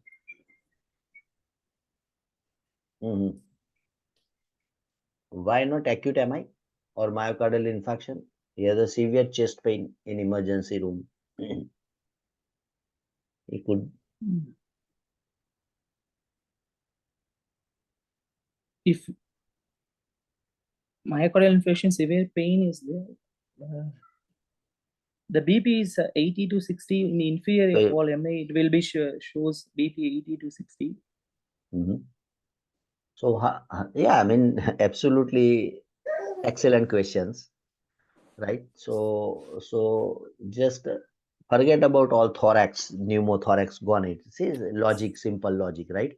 Pneumothorax, why it's not pneumothorax? Because there is a pulse and these breath sounds are normal, right? So tension, reduced air entry, shifting of the trachea or all this mediastinal to the opposite side because of tension, and reduced breath sound. So it is not there. They have mentioned bilateral breath sounds are normal. So this hemo and pneumo, remove it. That's it. These two gone, right? Ruptured aortic aneurysm, you don't think so much, right? At this point, there is no injury, usually ruptured aortic aneurysm, uncontrolled hypertension, or there is a sudden severe chest pain. It can present, right? But there is a clue, right? Now, how you differentiate between these two? One answer is out of these two. So how you differentiate pericardial? Pericardial tamponade is what basically? What do you understand by pericardial tamponade? JVP is present compared to myocardial infarction. And blood pressure is also going. Only pale. Yeah. So pale, perspirations, shortness of breath, hypotension, tachycardia, hypertension history. It's not all a history for acute MI or cardiovascular risk. Huh? Sorry? Very interesting question. Anyone just, I mean, discussion. Don't take it as a right. Anyone wants to comment anything? Emergency physician especially comes to you, this patient. How you, intensivist, internal, this expert specialist. Midila, any comment from your side? Sir, there is a clear history of fall from the curb while walking. So there can be an injury which can lead to pericardial tamponade. Sir, Mhm. Yeah, speak, no problem. yeah, if it was pericardial tamponade or tension pneumothorax, that injury should have been directly to the chest, but this person directly fell off. So it could have been some other thing, something like MI, because Mhm. of this, which this has happened. True. Very interesting point. Very interesting point. Midil, any comment The dead, to this the dead doctor? strand is there, right? So JVP is positive, diminished breath sounds and hypertension. So, Breath sounds are not diminished, sir. Breath sounds are normal. oh, Bilateral so breath sounds are normal in third line. I highlighted. Excuse me, sir. He has a history of hypertension, Ah, myocardial infarction. yes. It looks like a myocardial infarction to me as well, right? Severe MI should be suspected immediately in old man with hypertension, with history of fall or chest pain and cardiogenic shock, right? So this is the most appropriate answer. Second, probably the tamponade. Second, maybe the tamponade. I will share these questions with you. Again, you can think over it. Anything comes or something new comes up, just let me know. But as of now, it looks like a tamponade.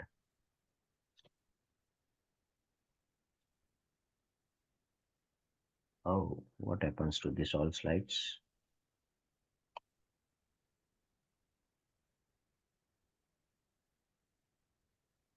Yes. So the question, 80-year-old woman is admitted to ICU for acute pulmonary edema. She has a RALS at the apices and JVD. EKG shows ventricular tachycardia. You have the ECG here, right? So, EKG is ventricular tachycardia. Which of the following is the best therapy? Synchronized cardioversion, unsynchronized cardioversion, lidocaine, amiodarone, procainamide. Forget about these lines. Huh? You think of your answer. Amiodarone. Sorry?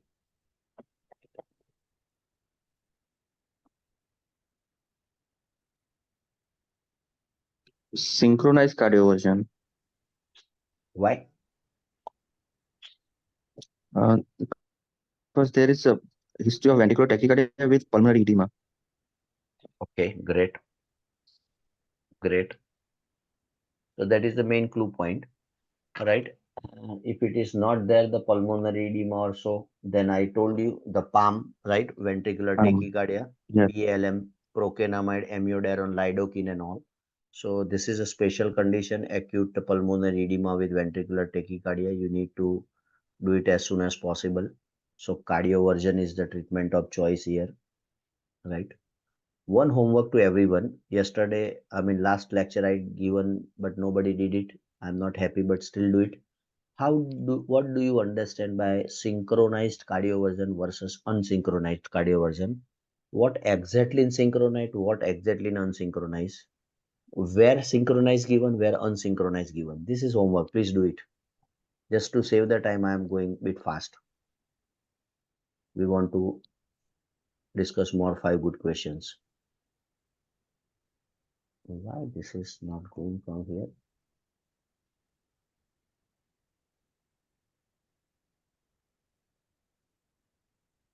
One moment.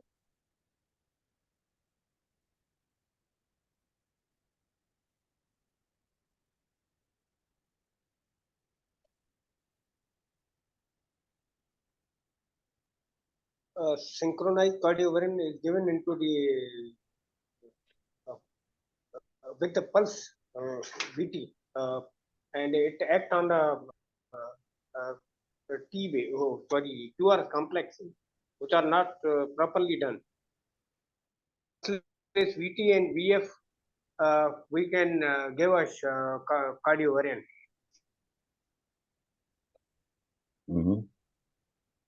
Anyway, so just read it. I want to understand properly. with the exact cardiac cycle, how does it work, right? So this is little homework. Sorry to give the homework, but it's important just to just understand. 1 minute. Class? No. 1 minute.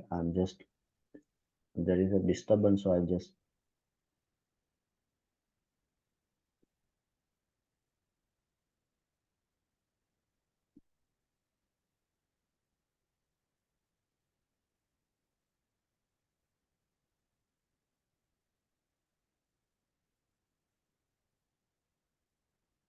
One second. I'm just trying to reopen the things. So at least I can share the proper PowerPoint presentation. So everyone read it, I guess. Once you read it, I will be more happy.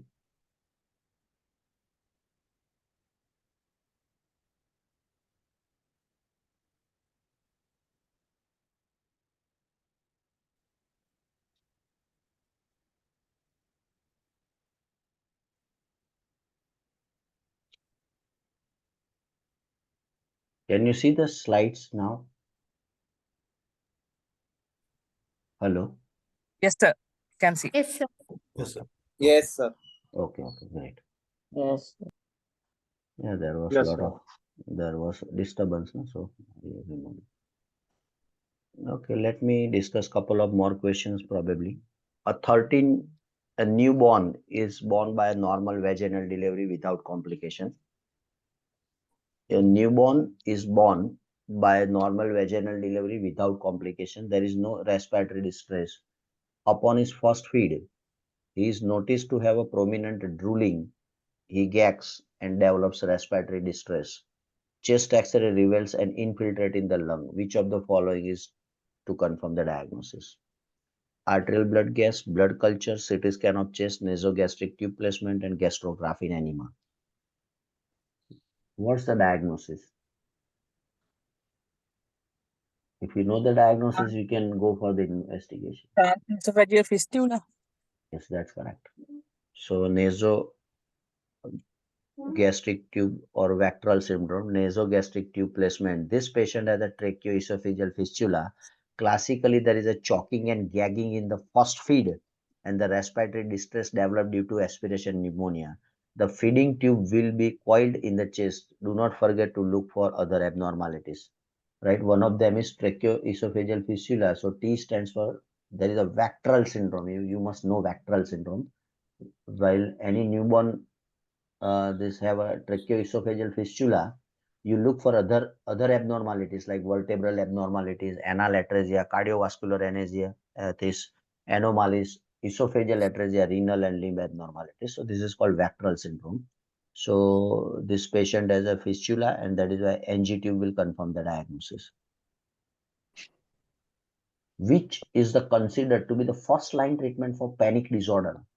Alprazolam, bispiron, sertraline, imipramine, fluoxamine.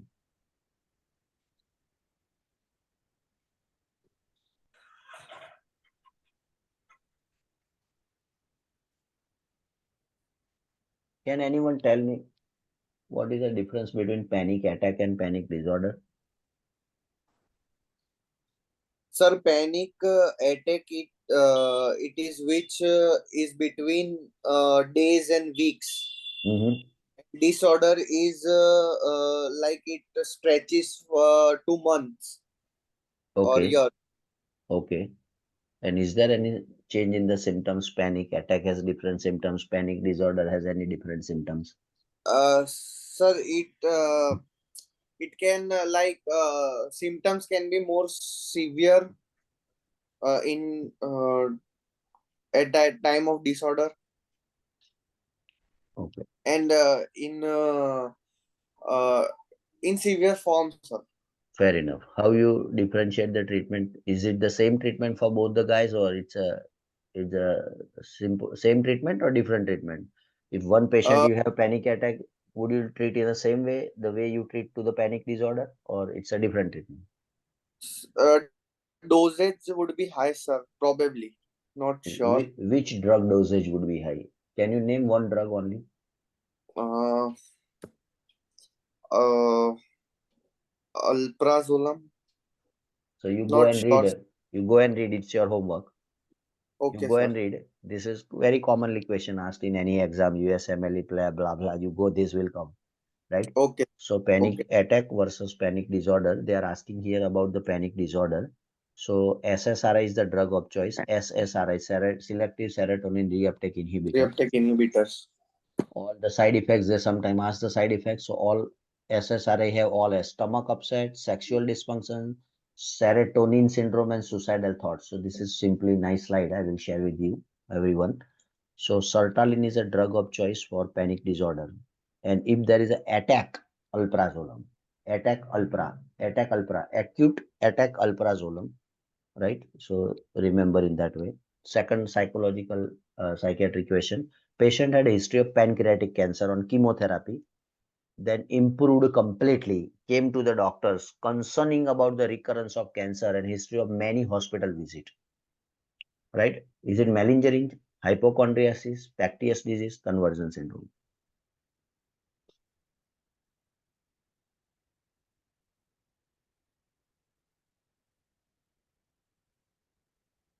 What do you think? What this patient has?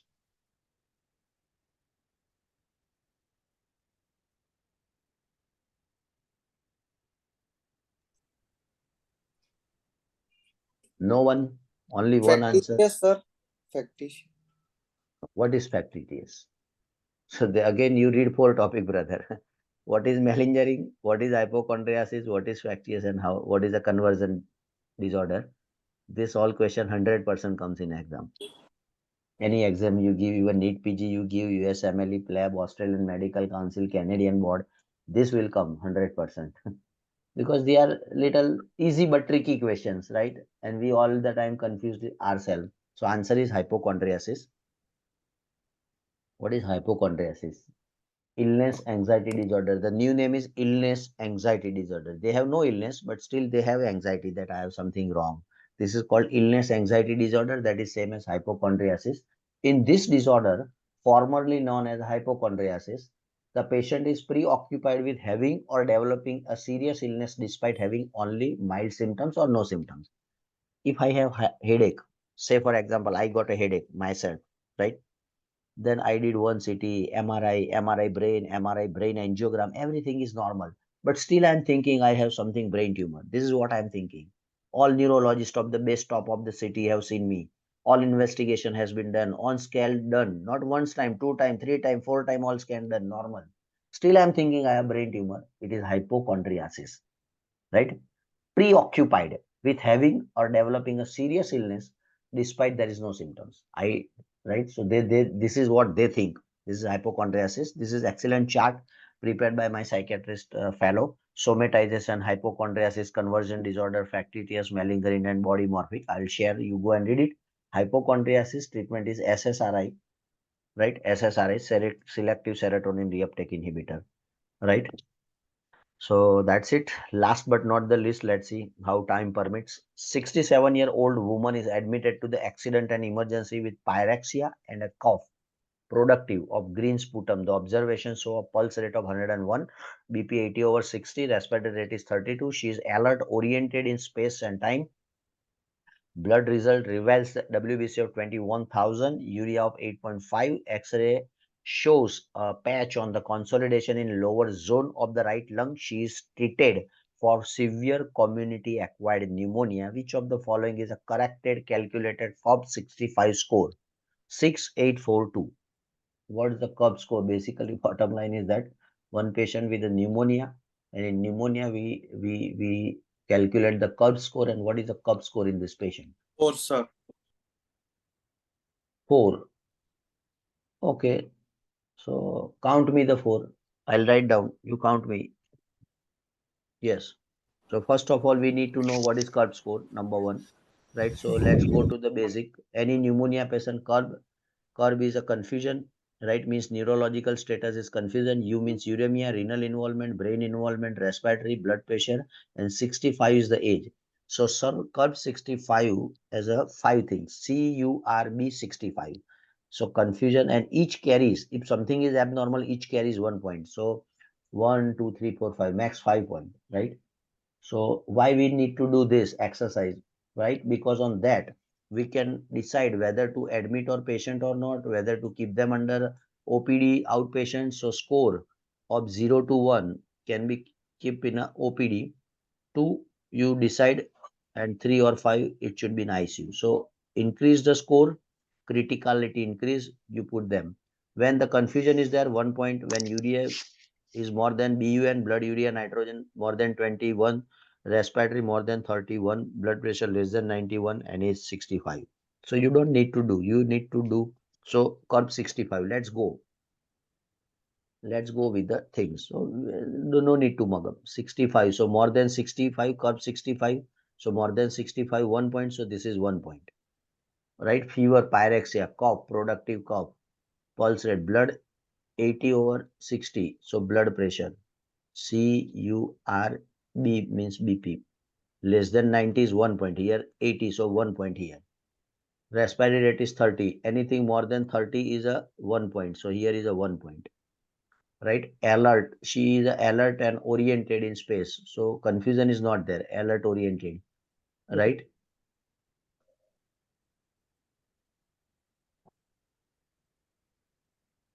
What if I'm missing something? Okay, so what about urea BUN? 65-year-old admitted to the emergency, curve, observation pulse 101, blood pressure 80/60, respiratory rate, she is alert and oriented in space, blood reveals WBC, urea is mentioned, sorry, I was looking. So it is also high, more than 6.57. More than, sir, it is more than 7. That's Right, why. so 1, 2, 3, and 4. So score is 4. Where is 4? 4 is C. So this is the answer. Is that clear? Yes or no? Yes or no? At least tell me yes or no. Yes, sir. So any patient comes Yes, to sir. your OPD, IPD, indoor, ICU, pneumonia. When comes pneumonia, count the curve score, right? So once you count the curve score, you get the severity. What is basically curve score? So it's basically assessment of severity, right? So there are 5 scores. So 0 to 1 score you can keep in OPD. 2 score depends on patient to patient. If it is very much stable, you keep under close observation and give the oral antibiotics, send them. But 3, 4, 5, better I admit to ICU. This is a high risk of mortality, death. Because out of 5 things, curve out of 5 things. So if CNS is not good, kidney is not good, urea, BUN is kidney, respiration or lung is not good, and blood pressure is vitals not good. So 3 out of 5 is 4 is not good, means they are high risk of mortality. So better I admit them in ICU and treat them. That's it. This is the logic of calculating cup score. It's not just, I mean, for making fancy data we are doing cup score. It carries the mortality issues.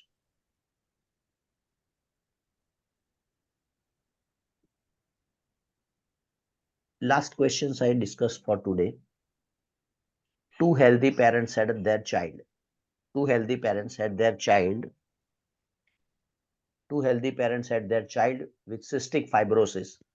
They are expecting another baby and are concerned about the probability of disease in the next child. What is the probability of their next child having cystic fibrosis? 5, 10, 20 to 50%. Post your things.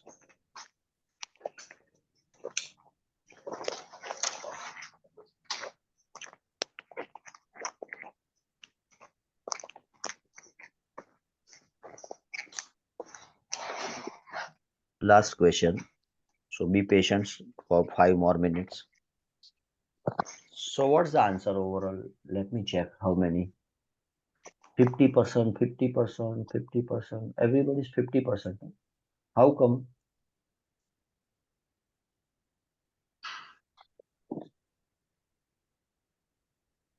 This is chart. Unaffected carrier, unaffected carrier. Right? So affected is 1 in 4 child, means 25%. Two healthy parents. The parents are healthy. See, two healthy parents. Parents are healthy. their child with right, had their child with the cystic fibrosis, they are expecting another baby, they have already one. So what are the chances? So 1 in 4 child can be a right. Unaffected carrier means healthy. Unaffected carrier, if I am a carrier, I don't know, it's healthy, right? So if both the parents are healthy, the red one is 1 in 4, so 25% chances. So answer is 25%, and that is the C answer. Two things, last questions. Diagnostic test. Can anyone tell me, if you want to diagnose the cystic fibrosis, what test you will do? Very Sweat commonly. chloride. Sweat chloride. Yes. Wonderful. Sweat chloride test. That is initial diagnosis, right? If you want to confirm 100% this is cystic fibrosis, what test you will do? Test I told you before my lecture. Initial test, based test. Biopsy. Initial. Biopsy from where? Which part of the body you do biopsy? Sorry? Which part of the body you will do biopsy? Lung, liver, brain, bone marrow? Intestine. So what you find in intestine biopsy? What Loss is of light. Urinary bladder. no? This cystic fibrosis is not a urinary cyst Genetic bladder. analysis of the CF cystic fibrosis transcripted receptor. Yes, so that is the answer. So the initial test is a sweat chloride test, as already doctor told. And if you want to do the specific test, confirmatory genetics testing is highly accurate, but does not affect all 7 chromosomes. But if at all, if you want to do genetic test, you do the genetic test, see cystic fibrosis genetic test you can do. So that sometimes they ask. And another question is that what is the treatment? So it's a supportive treatment, right? And another question they ask organism, which organisms recurrent when patient has cystic fibrosis, right? They have recurrent infections. So staphylococcus, haemophilus, and pseudomonas. That's also, this is what they ask. You go and read the cystic fibrosis once again, especially how do they present, what's the initial test, what's the confirmatory test, treatment. That's it. So basically 3 questions again here and there, coming, right? Diagnosis, investigation, treatment. So that's all from my side. Probably we catched up in almost 2 hours from now. So if voluntarily someone wants to give quick feedback about the lecture, they can give quick. What unique they learned today, which they never heard of, or which they find it's very interesting for them, concept clearing, not routine thing, something new they listen first time from me, or something more interesting. Sir, it is a very confusing questions. I would like to ask something. It's a very confusing, tricky questions, and a lot of confusion while selecting the out of 4. But with the explanation of yours and general knowledge of us, a little bit more understanding to the questions and his answers. So it is excellent for you preparation, and we also learn to put things over here. Thank you very much. Sir, I want to say one thing, that today the selection of questions were very, very unique. And these are some questions जहाँ पर students जो है वो हमेशा मतलब these are very tricky questions. लेकिन sir, one question I want to ask regarding anxiety problems, that if in the exam 2 options like sertraline or fluoxamine, they are both related to the SSRI group. So what to choose for that question? Honestly speaking, they won't confuse you. They won't give you the 2 close answers, right? From the same group. Usually they won't give, right? But if you want to They will select, not give two drugs from the same group. They will not give like this. definitely not give. Definitely not give. Okay. And even if by chance they give you sertraline because less side effect. Okay. Sir, today same problem was faced by me. From 4 or 5 choices, it was difficult to choose out from 2 of them. So there would be close choices, right? Yeah. So your more practice will solve your problem, sir. And sir, there is also one very frequent question coming like this, that if a new drug started like for the anxiety, for the psychiatric disorders, and 3 weeks pass, but the patient is not stable, then what to do? Increase the dose or change the drug? Ideally, clinical practice, we give the optimal dose before changing the drug to any patient. Suboptimal drug dose will not help the patient. You understand? Okay. Once Okay. optimal dose is achieved and patient is not improving, then you switch the drug. But you should try first the Okay. full dose of the drug, optimal required recommended dose of the patient. Okay. So for that, we have to know the optimal doses of every drugs in the certain No. SSRI group. Just know the basic, doctor. No, they are not taking you pharmac exam. Just they are trying to understand the logic. If this comes, what will you do? Yeah. And this question basically usually comes in the exam, that drug is given for the 3 weeks and it is not affected. So what to do? Options are coming: increase the dose, change the drug, No problem. like that. So this is what I'm telling you all guys. Why you are in a group, right? You try to make one list that these questions are tricky, so we can sort out one by one, right? Make a one Yeah. list of tricky questions, post it in the group so everybody knows the tricky questions, because the same Okay. question will come. Believe me, this all will come in exam. Yes. You can remember Yes, they will. that, It will oh, come. we discuss, nothing new, right? But I'm little trying to make it more in a proper elaborated way, that in a one question I can make 10 questions. You understand? So anything comes Yes. like acute myocardial infarction, we learn. So anything can Yes. comes now. But Yes. we don't know the logic, then we may probably take the wrong answer. Yes. Great. Anyone else? Sir, I'm writing my exam Tuesday after 2 days. Excellent. Best of luck. Thank you, sir. Sir, I just wanted to know regarding these values. For example, in India, GRBS, most of often it's like 70 mg per DL, but in foreign countries, it's mmol. So if they write this confusing this units, is it, or will they give us every option of units? Is it Yeah, normal? unit they will give. Unit they will give, sir. Reference range they will give. And so yesterday I also read a thing that there is a blood glucose level पर यानी कि कितना हमने decrease करना है, sugar level को कितने पर मिनट हमने डिक्रीज करना चाहिए. Is it 30 milligram, 30 per hour, or like that in DKA? So you pose these questions, we will properly go through the literature. If I know, I'll put Okay, it I'll post it. immediately. I'll Yeah, post so it. post it in the Yeah. group so everybody can understand, because same question will Okay. come to other fellow, no? You don't know. Yes. Great. Okay. And Okay, I will post it. great. Anyone else? Or I'll close Sir, the class. Yes. yeah, it's not exactly related to the exam. Sorry, Since you your have, voice is breaking, sir. What you are saying, sir? yeah, since you have expertise on pathology regarding one patient. Patient has plasma myeloma, and patient recently treated for basic fracture. However, he was started on calcium carbonate and 1-alpha folic acid. Give those because myeloma, they are risk or monitor. Sir, post me the questions either directly to me or in the group, wherever you comfortable. I will see and I will try to sort out your problem. Don't worry, sir. We'll review the literature. Thank you, sir. Yes. Okay. Anything else? Yes, sir. One more question. Yes.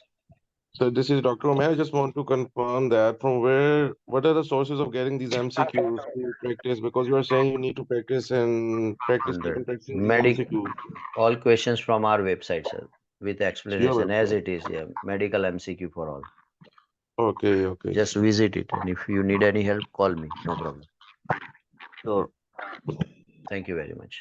Okay. So I think everyone is done. So thank you very much for joining, and see you next Sunday with another lecture, another good, interesting questions. Meanwhile, stay tuned, practice well, and best of luck for exam going. Thank you. Thank you, sir. Thank you, sir. Thank you very much. Take care. Bye bye. Thank you, sir. Thank you.